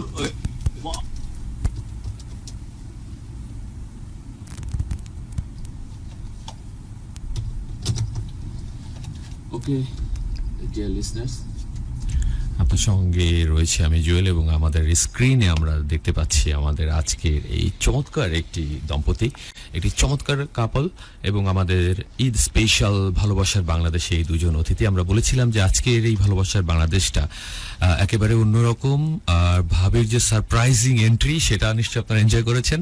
আমি তো এক ধরনের উত্তেজনা বোধ করছিলাম যে সাদ্দাম ভাই ডিউটি থেকে ডিরেক্ট আমাদের স্টুডিওতে এসছেন এবং এক প্রকার তাকে ঈদের একটা আনন্দ এই যে ভাগাভাগি করে নেবো বলেছিলাম না, ভাবিরও কিন্তু চাঁদ রাতটা অনেক স্পেশাল হয়ে গেল। ভাবি নিশ্চয়ই আজকের এই চাঁদ রাতটা আপনার অন্যান্য বিগত চাঁদ রাতের চেয়ে একটু এক্সক্লুসিভ অর স্পেশাল। হ্যাঁ, তা তো অবশ্যই। আমি তো শুরুতেই বললাম যে যদি আপনারা মানে আজকে এখানে আমাকে না নিয়ে আসতেন তো এই দিনটা আসলে আমি এত স্পেশালি কাটাতে পারতাম না, বা আগে কখনো কাটানো হয় নাই, কারণ এই মানুষটাকে তো আমি পাই না। স্পেশাল ডে গুলোতে তো আরো বেশি, কারণ স্পেশাল ডেতে যদি সবাই হ্যাং আউট করে বাট তাদের তো আসলে সম্ভব হয় না। আর বিশেষ করে চাঁদ রাতে কিন্তু আমাদের অনেক প্রেসার থাকে, বিশেষ করে রাস্তায় মানুষ শপিং করে, অনেক লেট নাইট পর্যন্ত শপিং করে, যার কারণে কিন্তু আমাদের বাসায় যাওয়া হয় না। আমি কিন্তু আসতেও পারতাম না 11টার সময়, তারপরও আমি স্যারদেরকে বলে আমি অনেক রিকোয়েস্ট করে চলে এসেছি যে স্যার আমার একটা প্রোগ্রাম আছে, আমাকে বলছে যেহেতু বাংলাদেশ পুলিশের পক্ষ থেকে আমাকে একজন রিপ্রেজেন্ট বানানো হয়েছে, তো সেটা খুবই গর্বের বিষয়। তো স্যাররা খুব পজিটিভলি দেখছে এবং আমাদেরকে সেই চান্সটা দিয়েছে এবং আমরা সেটা রিসিভ করেছি। Thank you so much. আমরা ছোট্ট একটা বিরতিতে যাব এবং এই বিরতির পরে আবার ফিরে আসছি। আমাদের সঙ্গে থাকুন। আমাদের লাইভ স্ট্রিম রয়েছে এই মুহূর্তে ফেসবুকে, ঢাকা এফএম 90.4 এর ফেসবুকে এবং ঢাকা এফএম 90.4 এর ইউটিউব চ্যানেলে। সাদ্দাম ভাইয়ের অনেক বন্ধুরা এই মুহূর্তে দেখছেন, আত্মীয় স্বজন, ভাবি এবং ভাইয়ার দুইজনেরই, এবং একই সঙ্গে সহকর্মীরা সাদ্দাম ভাই। তাদেরকে বলবো আপনারা যদি কোনো উইশ করতে চান, ঈদ শুভেচ্ছা 16260 এই নাম্বারে SMS পাঠালেই আমরা পেয়ে যাব। সাদ্দাম ভাই আপনাদের শুভেচ্ছা বার্তাটা পেয়ে যাবেন। আমরা ছোট্ট একটা বিরতি নিয়ে ফিরে আসছি। আমাদের সঙ্গে থাকুন, চলছে ঈদ স্পেশাল ভালোবাসার বাংলাদেশ। আমাদের সঙ্গে গুরু আরো একবার স্বাগত।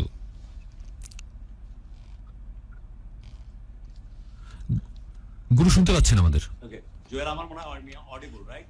শুনতে পাচ্ছেন? হ্যাঁ, লাউড এন্ড ক্লিয়ার। ওকে, আমি বারবারই বলছিলাম যে অনেকেই কমেন্ট করছেন এবং স্পেশালি আমি চাই যে আমাদের আসলে মানসিক কিছু দৈন্যতা তো আছে, যে যে জিনিসগুলো নিয়ে অনেক বেশি পরিমাণে আমরা বলতে পছন্দ করি, সেই জিনিসগুলো থেকে একটু দূরে সরে আসা উচিত। কারণ আল্লাহ রাব্বুল আলামিন স্রষ্টা, ভগবান, ঈশ্বর যাই বলি না কেন, যে তারপরে পৃথিবীতে এখন যদি করোনাকালীন সময়টার প্রতি আমাদেরকে ডিপেন্ড করতে হয়, অফকোর্স সে সাধারণের প্রতি, যেটি আমরা ডক্টরদের আক্রমণের মধ্যে দেখি, অফকোর্স ল্যাব টেকনিশিয়ানের প্রতি, অফকোর্স নার্সদের প্রতি, অফকোর্স যারা ওয়ার্ডান হিসেবে থাকে যে বয়রা তাদের প্রতি, অফকোর্স ল এনফোর্সমেন্ট এজেন্সির প্রতি, অফকোর্স বাংলাদেশ পুলিশ। এবং আপনারা 2-4 জন বিচ্ছিন্ন ঘটনার জন্য পুরো বাংলাদেশ পুলিশ কোনোভাবেই অন্যভাবে চিন্তা করতে পারেন না। ঠিক এক্স্যাক্টলি যে মুহূর্তে দাঁড়িয়ে বাংলাদেশ পুলিশের কথা আমি বলছি, ঠিক 1 বছর আগে মার্চের এই সময়টাতে, যখন করোনাকালীন সময়, প্যান্ডেমিক, এই বিষয়টা নিয়ে মানুষ ঠিক বেশি মাত্রায় প্রয়োজনীয় জ্ঞান রপ্ত করতে পারেনি পুরো পৃথিবী, ঠিক সেই সময়টাতে কোন রকমের পিপিই বলেন, কোন রকমের পার্সোনাল প্রোটেকশন বলেন, কোনো কিছু ছাড়াই এরা শুধুমাত্র মানুষকে বাঁচাতে হবে, বাংলাদেশের মানুষকে যে কোনো মূল্যে তাদেরকে বাঁচাতে হবে, এই ব্রতটাকে সামনে নিয়েই তারা কোন রকমের প্রিপারেশন নিয়ে কিন্তু ঝাঁপিয়ে পড়েছিলেন এই মানুষগুলোকে বাঁচানোর জন্য। এখন আমরা কিন্তু অনেক বেশি এক্সপার্ট হয়েছি তুলনামূলকভাবে করোনার যে অ্যাক্টিভিটি, সেগুলোকে হয়তো আমরা রপ্ত করতে কিছুটা হলেও সচেষ্ট হয়েছি, কিন্তু এই মানুষগুলো কোনো কারণ ছাড়াই, কোন রকমের এ ধরনের ধারণা ছাড়াই, কোনো এক্সপেরিয়েন্স ছাড়াই, এই শুধুমাত্র আমাদের বাংলাদেশকে এবং বাংলাদেশের মানুষকে বাঁচানোর জন্য অ্যাভয়েড করা, এটাকে আন্ডারমাইন করে, এটাকে ছোটভাবে দেখার কোন রকম কোনো সুযোগ নেই। আপনারা কি জানেন যে এখন পর্যন্ত বাংলাদেশ পুলিশের প্রায় 10,000-এর উপর স্টাফ করোনায় আক্রান্ত, 100 জনের উপরে শহীদান, তারা নিজেদের জীবনকে বিপন্ন করে এই যে আপনি আমাকে বাঁচানোর জন্য চেষ্টা করেছেন, তাদের জীবন বিপন্ন করেছেন এবং শহীদানের দরজা পেয়েছেন স্রষ্টার কাছে, আল্লাহ রাব্বুল আলামিনের কাছে। এই হচ্ছে ওভারঅল পিকচার। ঠিক সেই জায়গাগুলো থেকে আমরা বিশ্বাস করি বিচ্ছিন্নকর কিছু ঘটনা থাকতেই পারে, তারপরেও এই সার্জেন্ট সাদ্দামের মতো বাংলাদেশ পুলিশ আমাদের কাছে অসম্ভব শ্রদ্ধা, দারুণ ভালো লাগা এবং অসম্ভব ভালোবাসা, এবং তার পাশে যে ভালোবাসার মানুষটি পাশে বসা, সে মানুষটির প্রশ্নে আমাদের শ্রদ্ধার কোনো কমতি নাই। যে মানুষটি দারুণভাবে সাদ্দামকে সাজিয়ে রাখেন দেখে সাদ্দাম নিশ্চিন্তভাবে আমাদের পেছনে থেকে, আমাদেরকে সামনে থেকে ভালোবাসার বাংলাদেশকে নেতৃত্ব দিতে পারেন। এবং সবাই এই কথাগুলো জানান দিচ্ছে, কেন জানি এই কমিউনিকেশন বারবার আছে। আমি এর আগেও বলছিলাম যে নিত্যানন্দপুর থেকে স্পেশালি মধুমিতা, মিঠুন, দেন সাজুন কথা, মেরি, ডিনা, নিউটন মন্ডল, প্রিয়া সরকার সব বারবার বলছেন যে আমাদের শ্রদ্ধা জায়গা থেকে বাংলাদেশ পুলিশের প্রশ্নে, স্পেশালি সার্জেন্ট সাদ্দামের প্রশ্নে, তার প্রিয়তমা স্ত্রীর প্রশ্নে কোন রকমের ভালোবাসার কোন রকমের কমতি নেই। এবং এই ভালোবাসাগুলো আপনাদের কাছে বহুরূপে ছড়িয়ে যাক, জ্যামিতিক হারে ভালোবাসার দারুণ এক বাংলাদেশ তৈরি হোক, সেটি আমাদের প্রত্যাশা। আমরা অনুষ্ঠানে একদম শেষ মুহূর্তের দিকে ভাবে আপনার কাছ থেকে শুনতে চাই, আপনার প্রশ্নে অনেক অনেক শ্রদ্ধা পাই। আমি জানি না যে কিভাবে শ্রদ্ধা জানালে আপনার সত্যিকারের হক আদায় করা হবে। চাঁদ রাতের এই মুহূর্তে, ঈদের ঠিক প্রাককালে আমি জানি প্রায়শই দেখি আপনার প্রিয়তমা স্বামী জেগে থাকে বিধায় আমরা নিশ্চিন্তে ঘুমাই। আপনার প্রিয়তমা স্বামী নিজ থেকে এই ভালোবাসা মানুষের পাশে থেকে তাকে দেখায় আমরাও নিশ্চিন্ত থাকি। এবং আপনি এর জন্য ডিপ্রাইভ হন ভাবি। আপনার তো মন চাই, আপনার তো ইচ্ছা হয় যে স্বামীকে নিয়ে একটু বেশি সময় ব্যয় করবেন, তাকে নিয়ে ঘুরতে বেরোবেন, তাকে নিয়ে দারুণ স্বপ্নে কিছু কাজ করবেন, কিন্তু সেই ঘটনাগুলো ঘটা হয়ে ওঠে না, কারণ আমাদের কারণেই আপনার স্বামীকে ব্যস্ত থাকতে হয়। ভাবি আপনার কথা একটু শুনতে চাই, তারপর সাদ্দাম ভাইয়ের কথা শুনে আমরা আজকে অনুষ্ঠান শেষ করে নিয়ে আসবো। ভাবি আসলে এই সময়গুলোতে আমরা আসলে তাদেরকে খুব মিস করি। শুধু আমি না, সব পুলিশের ওয়াইফরাই আসলে আমাদের স্যাক্রিফাইসটা না থাকলে তো আসলে হয় না। যদি এতটুকু স্যাক্রিফাইস না করি, মানুষটা তো এফোর্ট দিতে পারবে না, বা সে বাংলাদেশ পুলিশকে আরো সামনের দিকে নিয়ে যেতে পারবে না। সো আমরা চেষ্টা করি যে আমাদের একটু স্যাক্রিফাইসের জন্য, বা আমাদের ভালো লাগাটা থাক না, একটু স্যাক্রিফাইস করি। এতে যদি আরো 10টা মানুষ রাতে নিশ্চিন্তে ঘুমাতে পারে, সেটাই আমাদের কাছে অনেক বড় পাওয়া। তো আমি যেটা দেখি যে শুধুমাত্র আমার হাজবেন্ড বলে না, আমি কখনো ওকে দেখি নাই যে প্রফেশনাল জায়গাতে, মানে তার জবের জায়গায় বা তার ডিউটি অবস্থায় সে কখনো সে ডিউটি ফাঁকি দেওয়া যেটাকে বলে, সেটা কখনো সে করে না। আমি কিছুক্ষণ আগেও বললাম যে ওর ডিউটি টাইমের পরে দেখা গেছে যে 5 মিনিট 10 মিনিট, এটা তো নর্মালি টাইম, দেখা গেছে ও 1 ঘন্টা বা 1.5 ঘন্টা 2 ঘন্টা পরেও কিন্তু বাসায় আসে। তো আমি চিন্তা করি যে মানুষটার কোনো বিপদ হলো কিনা, কারণ আমরা সবসময় একটা ইনসিকিউরিটি, আমার মনের মধ্যে সবসময় একটা ইনসিকিউরিটি কাজ করে যে মানুষটা সবসময় রাস্তার মধ্যে রানিং অবস্থায়, এত গাড়ি, এত বাস, ট্রাক, নিত্যদিন তো অনেক দুর্ঘটনা ঘটে। তো আমাদের মনে সবসময় একটা ইনসিকিউরিটি কাজ করে যে মানুষটা ঠিক আছে কিনা। তো দেখা গেছে সে কিন্তু সবসময় ডিউটির টাইমের বাহিরেও আরো অনেক লেট করে বাসায় ফিরে। সো সময়টা খুব কমই দিতে পারে, তারপরও যতটুকু পারে এই ব্যস্ততার মাঝে যতটুকু সময় পায় সে বের করে আমাকে নিয়ে মাঝে মাঝে ঘুরতে যায়, বা আমার শখের জিনিসগুলো আমি একটু টুকটাক শপিং করতে খুব পছন্দ করি। তো ও জানে যে আমার কোন জিনিসটা আমার বেশি পছন্দ।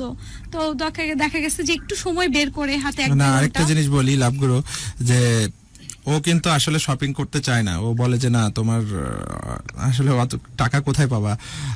আর আমি অন্য কোনো মেয়েদের মতো, অনেক মেয়ে আছে যাদের অনেক ডিমান্ড থাকে যে না আমাকে এটা করে দিতে হবে, ওটা করে দিতে হবে, এটা কিনে দিচ্ছ না কেন। ও আসলে কোনো কিছু বলে না আমাকে। আমি যদি ওকে বলি যে চলো আড়ং থেকে একটা ড্রেস কিনি, ও বলে না আড়ংয়ে অনেক প্রাইস বেশি, সো ওখানে না যাই, আমরা একটু ইসলামপুর বা মিরপুর কোথা থেকে নিয়ে আমি তৈরি করে নিচ্ছি, এরকম কিন্তু বলে। তো অনেক সময় কিন্তু ও চায় না আসলে, ও মুখ থেকে কিছু বলে না যে না আমাকে এটা দিতে হবে, আমাকে ওটা দিতে হবে, কখনোই সে আমাকে বলে না। আমি এই দিক থেকেও লাকি যে আমাকে কখনো ডিমান্ড নাই, তার কোনো demand of property, demand of resource বা ডিমান্ড অফ শপিং, এই ধরনের কোনো ধরনের আমি ওর ভিতরে দেখতে পাই না। এই দিক থেকেও আমি লাকি যে না আমার অনেক প্রেশার নাই যে আমাকে টাকা দিতে হবে, আমাকে এই করতে হবে, সেই করতে হবে, না আমাকে ভালো গাড়িতে চড়াতে হবে। ওর কথা হলো যে না তোমার একটা নর্মাল বাইক আছে, ঠিক আছে, ইটস এনাফ। আমি বলি যে না একটা চলো, আমার তো খুব গাড়ি চালাতে, রাইড করতে খুব ভালোবাসি, বিশেষ করে প্রাইভেট কার চালানো আমার অনেক শখ। আমার অনেক বড় ভাইদের আছে। অনেক সময় দেখি যে সার্জেন্ট হিসাবে আমি গাড়িগুলোর একটা সুবিধা পাই যে আমি মিশনে যেতে হবে সামনে, এরকম একটা চিন্তা আছে। তো সেই ক্ষেত্রে আমি গাড়ি ড্রাইভ করতে অনেক পছন্দ করি। তো ও বলে না দরকার নাই, তোমার যেটা আছে সেটাতেই আমাকে চড়াও, আমার সেটা মোটরসাইকেল হোক, সেটা যদি সাইকেলও হয় তাও আমি সেখানেই অনেক বেশি হ্যাপি। তবে লাভগুরু আপনাকে যেটা বলবো যে ওদের যে পুলিশের বাইকটা আছে হোয়াইট কালার, ওই বাইকে চড়তে কিন্তু আমার খুব ভালো লাগে।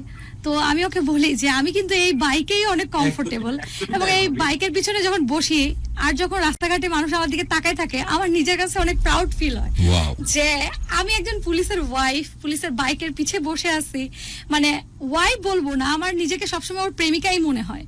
মানে আর বিশেষ করে যখন আমি ইউনিফর্মে থাকি বা ওকে যে যখন ওকে নিয়ে যাই ইউনিফর্মে, দেখা যাচ্ছে অনেক সময় দরকার হয় ইউনিফর্মে, ওকে ও যখন পিছে বসে থাকে সবাই তাকায়, আসলে তখন নিজেও শাই ফিল করি যে না মানুষ হয়তো কি ভাবছে বা ওকে নিয়ে কি নেগেটিভ কমেন্ট করছে, পুলিশের বউ এই সেই অনেক ধরনের কমেন্ট করে, কিন্তু তারপরেও আমি মনে করি না, আমি আমি আমি আমার ভালো লাগে আর কি এই তো বিষয়টা। আমার কাছেও বিষয়টা খুব ভালো লাগে যে সবাই তাকায়, আমি জানি না কে কিভাবে তাকায়, আসলে মানুষের মানসিকতা এক একজনের এক এক রকম। সো দেখা গেছে যে অনেকে এটা পজিটিভলি থিঙ্ক করে যে হয়তো উনি ডিউটিরত অবস্থায় ইমার্জেন্সি কোনো কাজে তার ওয়াইফকে নিয়ে যাচ্ছে, বা অনেকে ভাবে হ্যাঁ সরকারি বাইকে বউ নিয়ে ঘুরছে বা গার্লফ্রেন্ড নিয়ে ঘুরছে, তো এই বিষয়গুলো। বাট আমি কখনো এগুলাতে মন খারাপ করি না, আগে খুব বেশি মন খারাপ হতো, বাট এখন মন খারাপ করি না। কারণ কি অনেকে বলে যে পুলিশের বউয়ের অনেক সাহস, তাদের তো ক্ষমতার জোর। তবে তো আমি আরেকটা যেটা- বিষয় আছে। আমি শেষ করি, আমি যেটা বলবো যে আসলে পুলিশের বউদের সাহস থাকা উচিত বা সাহস থাকা দরকার। কারণ যখন এই মানুষটা সারা রাত জনগণের সেবার জন্য রাস্তায় ডিউটি করে, আপনাদেরকে যখন পাহারা দেয়, তখন কিন্তু বাসায় একাই থাকতে হয়, একাই সময়গুলো কাটাতে হয় বা ফ্যামিলিকে সাপোর্ট দিতে হয়। সো এটা আসলে অনেক সাহসিকতার ব্যাপার। ঠিক আছে, তো আমি মনে করি যে একজন পুলিশের ওয়াইফ হিসেবে সাহস, ত্যাগ সবকিছুই আচ্ছা, তোমার আমার কথা মধ্যে সব ঠিক আছে ভাই। আরেকটু কথা বলি যে আমি যেহেতু এখানে এসেছি বাংলাদেশ পুলিশের পক্ষ থেকে, আমাদের বর্তমান আইজিপি স্যার বেনজির আহমেদ পিপিএম, উনি কিন্তু আমাদেরকে যেভাবে সাপোর্ট করে, বিশেষ করে কমিউনিটি পুলিশিং এর কথা আপনি বলছিলেন, কমিউনিটি পুলিশিং, মানুষের কাছাকাছি যাওয়া, কমিউনিটি পুলিশিং এর মাধ্যমে সবচেয়ে মানুষের কাছাকাছি যাওয়ার সুযোগটা তৈরি হয়।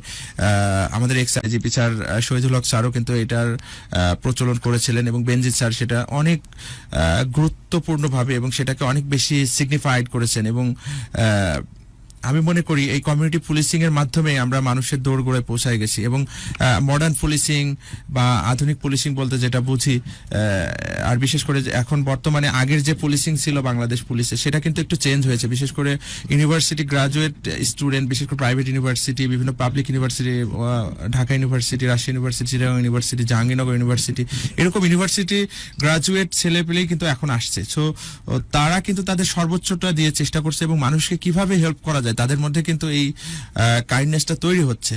এবং আমি বলবো যে না, একটা শক্ত ভিত তৈরি হচ্ছে, যেটার মাধ্যমে বাংলাদেশ পুলিশের একটা যুগান্তকারী পরিবর্তন। আমাদের বেনজির স্যার যেভাবে আমাদেরকে গাইডলাইন করেছে, এবং প্রত্যেকটা সদস্য এটা থেকে ইন্সপায়ার্ড, এবং সবাই অনেক বেশি অনুপ্রাণিত। একদম অনুষ্ঠানের শেষ মুহূর্তে অনুষ্ঠান শেষ করব, ঈদের একদম ঠিক প্রাককালে। ভাবি ব্যাক টু ব্যাক কয়েকটা কোয়েশ্চেন, ভাবি আমাকে শুনতে পাচ্ছেন? জি। আপনার প্রিয়তম স্বামী, আপনার হাজবেন্ড সাদ্দাম সার্জেন্ট, প্রয়োজনের চাইতে বেশি স্মার্ট, ইনসিকিউরিটিতে ভোগেন না? আসলে এই বিষয়ে আমার ইনসিকিউরিটিতে আমি ভুগি না, কজ হচ্ছে আমার জায়গা থেকে আমি 100% কনফিডেন্ট। দ্যাটস ওয়াই যে আমি তো আমারটা 100% ওকে দিচ্ছি। সো ইনসিকিউরিটিতে ভোগার কোনো কারণ নাই, কারণ আমার মতো এত ভালোবাসতে পারবে না ওকে কেউ। আমি আসলে কনফিডেন্ট। বাহ বাহ, আসলেই পারবেন আল্লাহ লাভগুরু। কথাটা কি শুনছেন কারেক্ট। সাদ্দাম ভাই? হ্যাঁ, আমি শুনছি ভাই। আসলে ওর মতো কেউ আমাকে ভালোবাসতে পারবে না, এটাই বাস্তবতা। হয়তো অনেক সময় অনেক কিছু হয়ে থাকে, বাট ও যেভাবে আমাকে ভালোবাসে, এই ভালোবাসাটা আমি কোথাও পাবো না। কিন্তু ওনাকে যেমন দেখায়, মানে হলিউডের কোন সেলিব্রিটির সাথে কোনো অংশ কম না। আপনি যদি রকের সাথে কম্পারিজন করেন, আর্নল্ডের সাথে কম্পারিজন করেন, আমি কোনোভাবেই তাকে পিছিয়ে রাখবো। What a look, what a look. আমার কাছে কেন জানি মনে হচ্ছে যে কোনো কারণে, কোনোভাবে, বাই এনি চান্স ইনসিকিউরিটিতে ভোগেন কিনা। আপনি বলছেন, দারুণ একটা অ্যান্সার দিলেন যে আমার মতো করে কেউ ওকে ভালোবাসতে পারবে। আসলে ভালোবাসার শক্তিটা তো অনেক বড় শক্তি। সো আমি এই বিষয়ে অনেক কনফিডেন্ট যে আমার মতো ভালো ওকে কেউ বাসতেও পারবে না, বা আমার মতো এত কেয়ার কেউ করতে পারবে না আই থিঙ্ক। সো ও যদি কখনো মানে আমি তো এটা জানি কনফিডেন্ট যে আমরা সারাটা জীবন, মানে একটা কথা আছে না, আমি হয়তো আপনাদের মতো বলতে পারবো না যে বৃদ্ধ হতে চাই তোমার সাথে, এই টাইপের একটা লাইন আছে, তো আমি চাই যে আমরা একসাথেই বৃদ্ধ হব। আর এই তো এই জন্য আসলে ইনসিকিউরিটি না, তবে রাস্তাঘাটে চলাফেরা করে তো আমি এটাতেই একটু ইনসিকিউর ফিল করি সব সময়। 24 ঘন্টা মাথার মধ্যে একটা টেনশন থাকে যতক্ষণ বাইরে থাকে আর কি। ওকে ভাবে আপনাদের দুইজনকে উদ্দেশ্য করে আমার কিছু কথা বলে অনুষ্ঠানের শেষ মুহূর্তে যাব। আসলেই তাই, আপনাদেরকে এই কথা বলতেছি, দুইজনকে দেখছি, কেন জানি এই কথাগুলোকে এভাবে পোট্রে করতে মন চাচ্ছে যে তোমার হাতে হাত রেখে আমি স্বপ্ন দিয়ে পারি জান, বরাবরের মতোই আমি তো হাতের লাঠাই, কিন্তু তুমি সেই দূর আকাশের ঘুড়ি। তুমি জানো কিনা জানি না, প্রতিদিন এই প্রকৃতি নিত্য নতুন রূপে সাজে, কারণ তুমি আমি মন ভরে দেখবো বলে। আজকের এই ভিডিও স্ট্রিমিং, এই যে তোমার পাশে থাকা, এই যে চমৎকার শাড়ি পরে আসা, দারুণ দেখাচ্ছে ভাবি আপনাকে, বাই দ্য ওয়ে। এই বিষয়গুলো প্রতিদিনই তার মতো করে সাজে, কারণ তুমি আমি দারুণ এক ভালো লাগার সমুদ্রে ভাসবো বলে। আমাদের হাত জানলা খুললেই, হাত বাড়ালে উথাল পাথাল জ্যোৎস্না আমাদেরকে দেখে মুচকি হাসে, কারণ সেও জানে দারুণ এক ভালোবাসায় আমরা ভাসবো বলে। জান, তুমি বিশ্বাস করবে কিনা জানি না, আমি সাদ্দাম নিরন্তর ছুটে চলি তোমাকে একটা স্বপ্নের ঘর দেব বলে, যে স্বপ্নের ঘরে, যে বারান্দায়, যার ব্যালকনিতে বিকালের চুরি যাওয়া আলোতে তোমার বাড়িয়ে দেওয়া চায়ের কাপে দেবো তৃপ্তির চুমুক। আজ স্টিল আমি কনফিউজ যে অসম্ভব ভালোবাসি তোমাকে নাকি তার চাইতে অনেক বেশি শ্রদ্ধা করি। আর এই দুবিধা সবসময় আমার মনে মনে চলে, কারণ তুমি আমার ভবিষ্যৎ গর্বিত সন্তানের মা বলে। এমনই মনে হয় সাদ্দাম এবং তার ভালোবাসার মানুষ আমাদের ভাবির মধ্যে এই কেমিস্ট্রি দারুণ ভাবে চলতে থাকে। আল্লাহর অসম্ভব রকমের ব্লেসিং। আমার বারবার মনে হয় যে পৃথিবীতে সত্যি ক্যারিজমেটিক যদি কিছু থেকে থাকে, যারা পরিমাণ ভালো লাগে যদি কিছু থেকে থাকে, তা হচ্ছে স্বর্গ থেকে নেমে আসা ভালোবাসা, প্রেম বা এশক। কারণ একজন মানুষ নামাজ পড়া অবস্থায় জিজ্ঞেস করছিল যে আমি নামাজ পড়তেছি, এমন অবস্থায় তুমি আমার সামনে দিয়ে গেলে কিভাবে? সেই বজনু লায়লার প্রেমে এত বেশি পাগল ছিল, সে তাকে প্রতি উত্তরে বলেছিল যে তুমি কোন স্রষ্টার প্রেমে পাগল যে তুমি নামাজ পড়া অবস্থা আমাকে দেখতে পেলে? আমি তো খেয়ালও করিনি তোমার সামনে যখন গেছি, আমি আমার লাইলির প্রেমে এতখানি মশগুল ছিলাম। সো এই ভালোবাসাগুলো শুনতে হয়তো এমন শোনায়, কিন্তু আজকের পৃথিবীতেও এমন ভালোবাসা বিদ্যমান, আজকের পৃথিবীতেও এমন ভালোবাসা দৃশ্যমান, যা আপনাদের দুইজনের ভালোবাসার মধ্য দিয়ে দারুণ ভাবে প্রতিভাত হয়েছে। আমি সত্যি end of course Dhaka FM 90.4 ভালোবাসার বাংলাদেশের ভিউয়ার্স এবং তার লিসনার্স দারুণ ভাবে ফ্লাডেড হবে যে ভালোবাসার উপাখ্যান আপনারা উপস্থাপন করেছেন। একদম শেষ মুহূর্তে আনকাট, আনসেন্সার্ড, র ডেলিভারি শুনতে চাই ফ্রম সাদ্দাম ভাই। কোন রকমের কাব্য চলবে না, র বলেন ভাবিকে কতখানি ভালোবাসেন, আর কিভাবে ভালোবাসেন, আর কিভাবে সারা জীবন আবিষ্ট করে রাখতে চান ভাবিকে। ওভার টু ইউ সাদ্দাম ভাই, আপনার সময় 1 মিনিট। এই 1 মিনিট স্রষ্টার কাছ থেকে চেয়ে নেন। এই 1 মিনিট আপনার জীবনের সেরা সময় হিসেবে নিয়ে নেন। বায়োগ্রাফি হিসেবে আপনাদের এই প্রোগ্রামটা সারা জীবন পোর্ট্রে করবে। প্লিজ বলুন, শুধুই ভাবিকে উদ্দেশ্য করে, ভাবির নাম ধরে। স্রষ্টার কাছে আমার আসলে একটাই চাওয়া যে ও সারা জীবন অনেক বেশি সুখে থাকুক, ভালো থাকুক, এবং ওর জীবনটা অনেক বেশি আনন্দে ভরে থাক। কারণ একটা মানুষের জীবন যদি আনন্দে না কাটে, সে মানুষটা লাইফটাই বৃথা। এবং আমি মনে করি সে অনেক বেশি সুখে থাকবে, অনেক বেশি আমার কাছ থেকে তার প্রাপ্য সম্মান সে সবসময় পাবে। এবং ভবিষ্যতে আমাদের যে প্রজন্ম আসবে, আমাদের যে জেনারেশন আসবে, সেই জেনারেশনও বুঝবে যে না, মায়ের ভালোবাসা, বাবা মায়ের ভালোবাসা, মানুষের প্রতি মমত্ববোধ, বাংলাদেশের প্রতি মমত্ববোধ, সর্বোপরি সারা বিশ্বের প্রতি যে মমত্ববোধ, আমরা একে অপরের ভ্রাতৃত্ববোধ, সবকিছু মিলিয়ে সবকিছুর ঊর্ধ্বে আমাদের যে ভালোবাসা, সেটাই অবিনশ্বর, সেটাই চিরস্থায়ী, সেটাই আমাদের বাংলাদেশ, সেটাই আমাদের স্বপ্ন। সেই লাভগুরু আমাদের যে স্বপ্ন দেখিয়েছে, সেই স্বপ্নের চেয়ে আরো বেশি স্বপ্ন এবং বেশি ভালোবাসা আমার ওয়াইফকে আমি বাসতে চাই। ধন্যবাদ লাভগুরু। কৃতজ্ঞতা ভাবি, ওভার টু ইউ।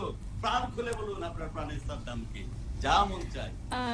আজকে আসলে লাভগুরুর মাধ্যমে সবার সামনে আমি এটুকুই বলতে চাই যে আপনাদের সামনে যে মানুষটা বসে আছে, তাকে আসলে আমি অনেক বেশি ভালোবাসি, এবং আমার পুরো পৃথিবী এই মানুষটা, মানে আমার সবকিছু জুড়েই এই মানুষটা আমার।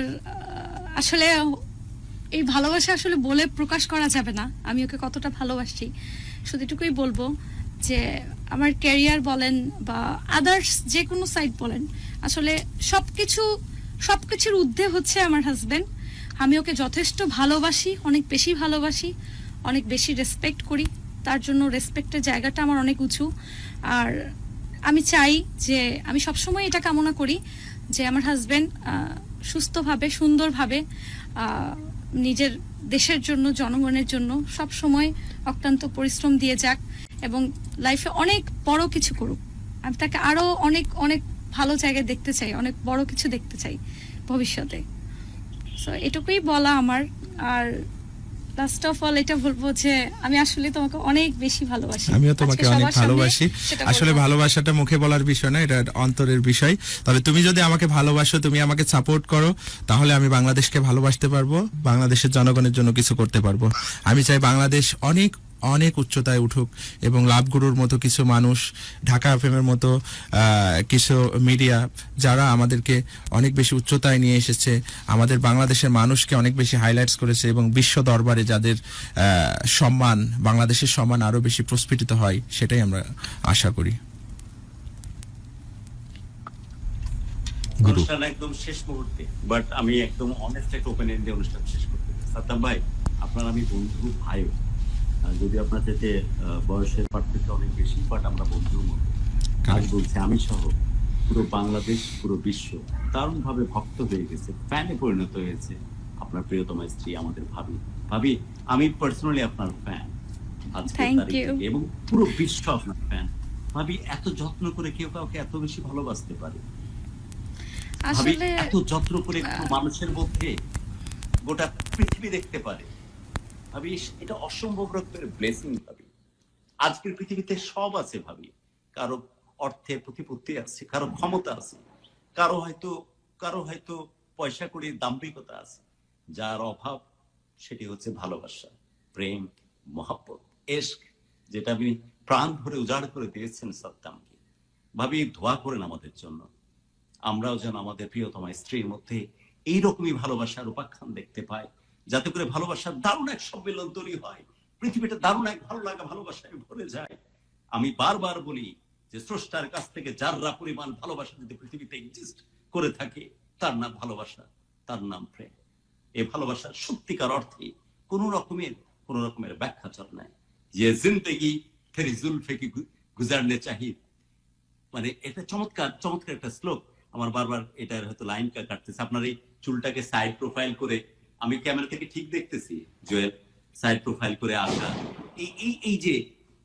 এই যে ভালো লাগে যে মুহূর্ত, যে জিন্দেগি তেরে जुल्फे की नरम छाव में गुजारने पाती, शायद ये हो भी सकती थी मगर ये हो ना सका, तू नहीं, तेरी गम नहीं, तेरी जुस्तजू भी नहीं, गुजर रही है जिंदगी मेरी इन्हीं आंधेरों में, कहीं खो ना जाए है मेरी हम नफास, मगर यही कभी कभी मेरे दिल में ख्याल आता है। তো যত রকমের শায়রি করি, অথবা বাংলাতে যদি এই শায়রিতে যায় যে ভালো একটা বাসার চেয়ে তোমার দেয়া ভালো লাগা আমার চেয়ে দামি, ভালো একটা বাসার চেয়ে তোমার দেয়া ভালো লাগা আমার কাছে দামি, এবং সত্যিকার অর্থে ভালো লাগা ভালোবাসায় ভাসবো আমি। যেভাবেই শায়রি করি না কারণ, সত্যিকার অর্থে মহব্বতের দারুণ উপাখ্যান আজ এক্সপিরিয়েন্স করেছে পুরো বাংলাদেশ, স্পেশালি ভালোবাসা বাংলাদেশ ঢাকা এফএম 90.4 এর পক্ষ থেকে। তো আমি সাদ্দাম ভাইয়ের ভালো লাগার কারণ তো বরাবরই ছিলাম, আমি সহ পুরো বাংলাদেশ, স্পেশালি ভালোবাসা বাংলাদেশের যারা লিসনার্স, তারা দারুণভাবে ফ্যান হয়েছে ভাবি আপনার, এবং তারা অনেকেই হয়তো প্রার্থনা করছে যে তার প্রিয়তম স্ত্রী, প্রিয়তম সঙ্গী, ভালোবাসা মানুষটার আদলে এমনই একটা মানুষের দেখা হোক যার হাতে হাত রাখলেই পুরো পৃথিবীটাকে আপন করে নেওয়া যায়। আমি অনুষ্ঠান শেষ করছি। শেষ মুহূর্তে একদম ছোট্ট করে যদি কোনো ক্লোজিং নোট দিতে চান, ওভার টু ইউ সাদ্দাম ভাই, ওভার টু ইউ ভাবি, এবং ঈদ মোবারক সকলকে, স্পেশাল আপনাদের দুইজনকে, পুরো পৃথিবী। সবশেষে আমি বলতে চাই বাংলাদেশের মানুষকে যে আপনারা এই প্যান্ডেমিক সিচুয়েশনের মধ্যে সবাই মাস্ক পরুন, এবং আপনার ইমিউনিটি বুস্ট আপ করার জন্য আমি পার্সোনালি যেটা থিঙ্কিং করি বা আমার এটা মনে হয় আমি কিন্তু এই যে প্যান্ডামিক সিচুয়েশনের মধ্যে অনেক বেশি বাইরে ছিলাম এবং প্রত্যেকটা দিনই আমি বাইরে ছিলাম, কারণ আমার কোনো ছুটি ছিল না। আমি তো গত 2-3টা ঈদ আমি যাই নাই, কিন্তু আমি যে ইমিউনিটি বুস্ট আপ করছি, আমি রেগুলার এক্সারসাইজ করছি, আমি রেগুলার জিমে গেছি, এটা আমাকে অনেক বেশি কনফিডেন্স গ্রো করছে, আমার ভিতরে কনফিডেন্সকে অনেক বেশি গ্রো করছে, যেটা আমি মনে করি আমার ইমিউনিটি সিস্টেম প্লাস আমার কনফিডেন্ট, আমার physique, I think overall smartness, এবং যেটার মাধ্যমে আমি আমার বাংলাদেশকে সবচেয়ে বেশি সার্ভিস দিতে পারি, এটাই আমার কাছে অনেক বেশি প্রাপ্য। এবং সবশেষে আমার প্রিয়তমা স্ত্রীকে বলতে চাই, তুমি সবসময় ভালো থেকো, সুন্দর থেকো, সুখে থেকো, এবং আমি তোমাকে সর্বোচ্চ সাপোর্টটা আমি দিব। ধন্যবাদ লাভ গুরু, ধন্যবাদ 90.4 FM। অনুষ্ঠানের তো প্রায় শেষের দিকে আমরা তো আমি সবার আগে ধন্যবাদ জানাচ্ছি লাভগুরু এবং তার টিম মেম্বারদের, এবং যারা এতক্ষণ রাত জেগে আমাদের সাথে ছিলেন, আমাদের গল্পগুলো শুনলেন, তাদের সবাইকে অনেক ধন্যবাদ এবং সবাইকে ঈদ মোবারক। এবং আপনারা একটু সেফ থাকবেন, যেহেতু এখন প্যান্ডামিক সিচুয়েশন, সো ঘরেই থাকবেন, যতটুকু সম্ভব ঘরে থেকে আনন্দ করবেন ঈদটাকে। আর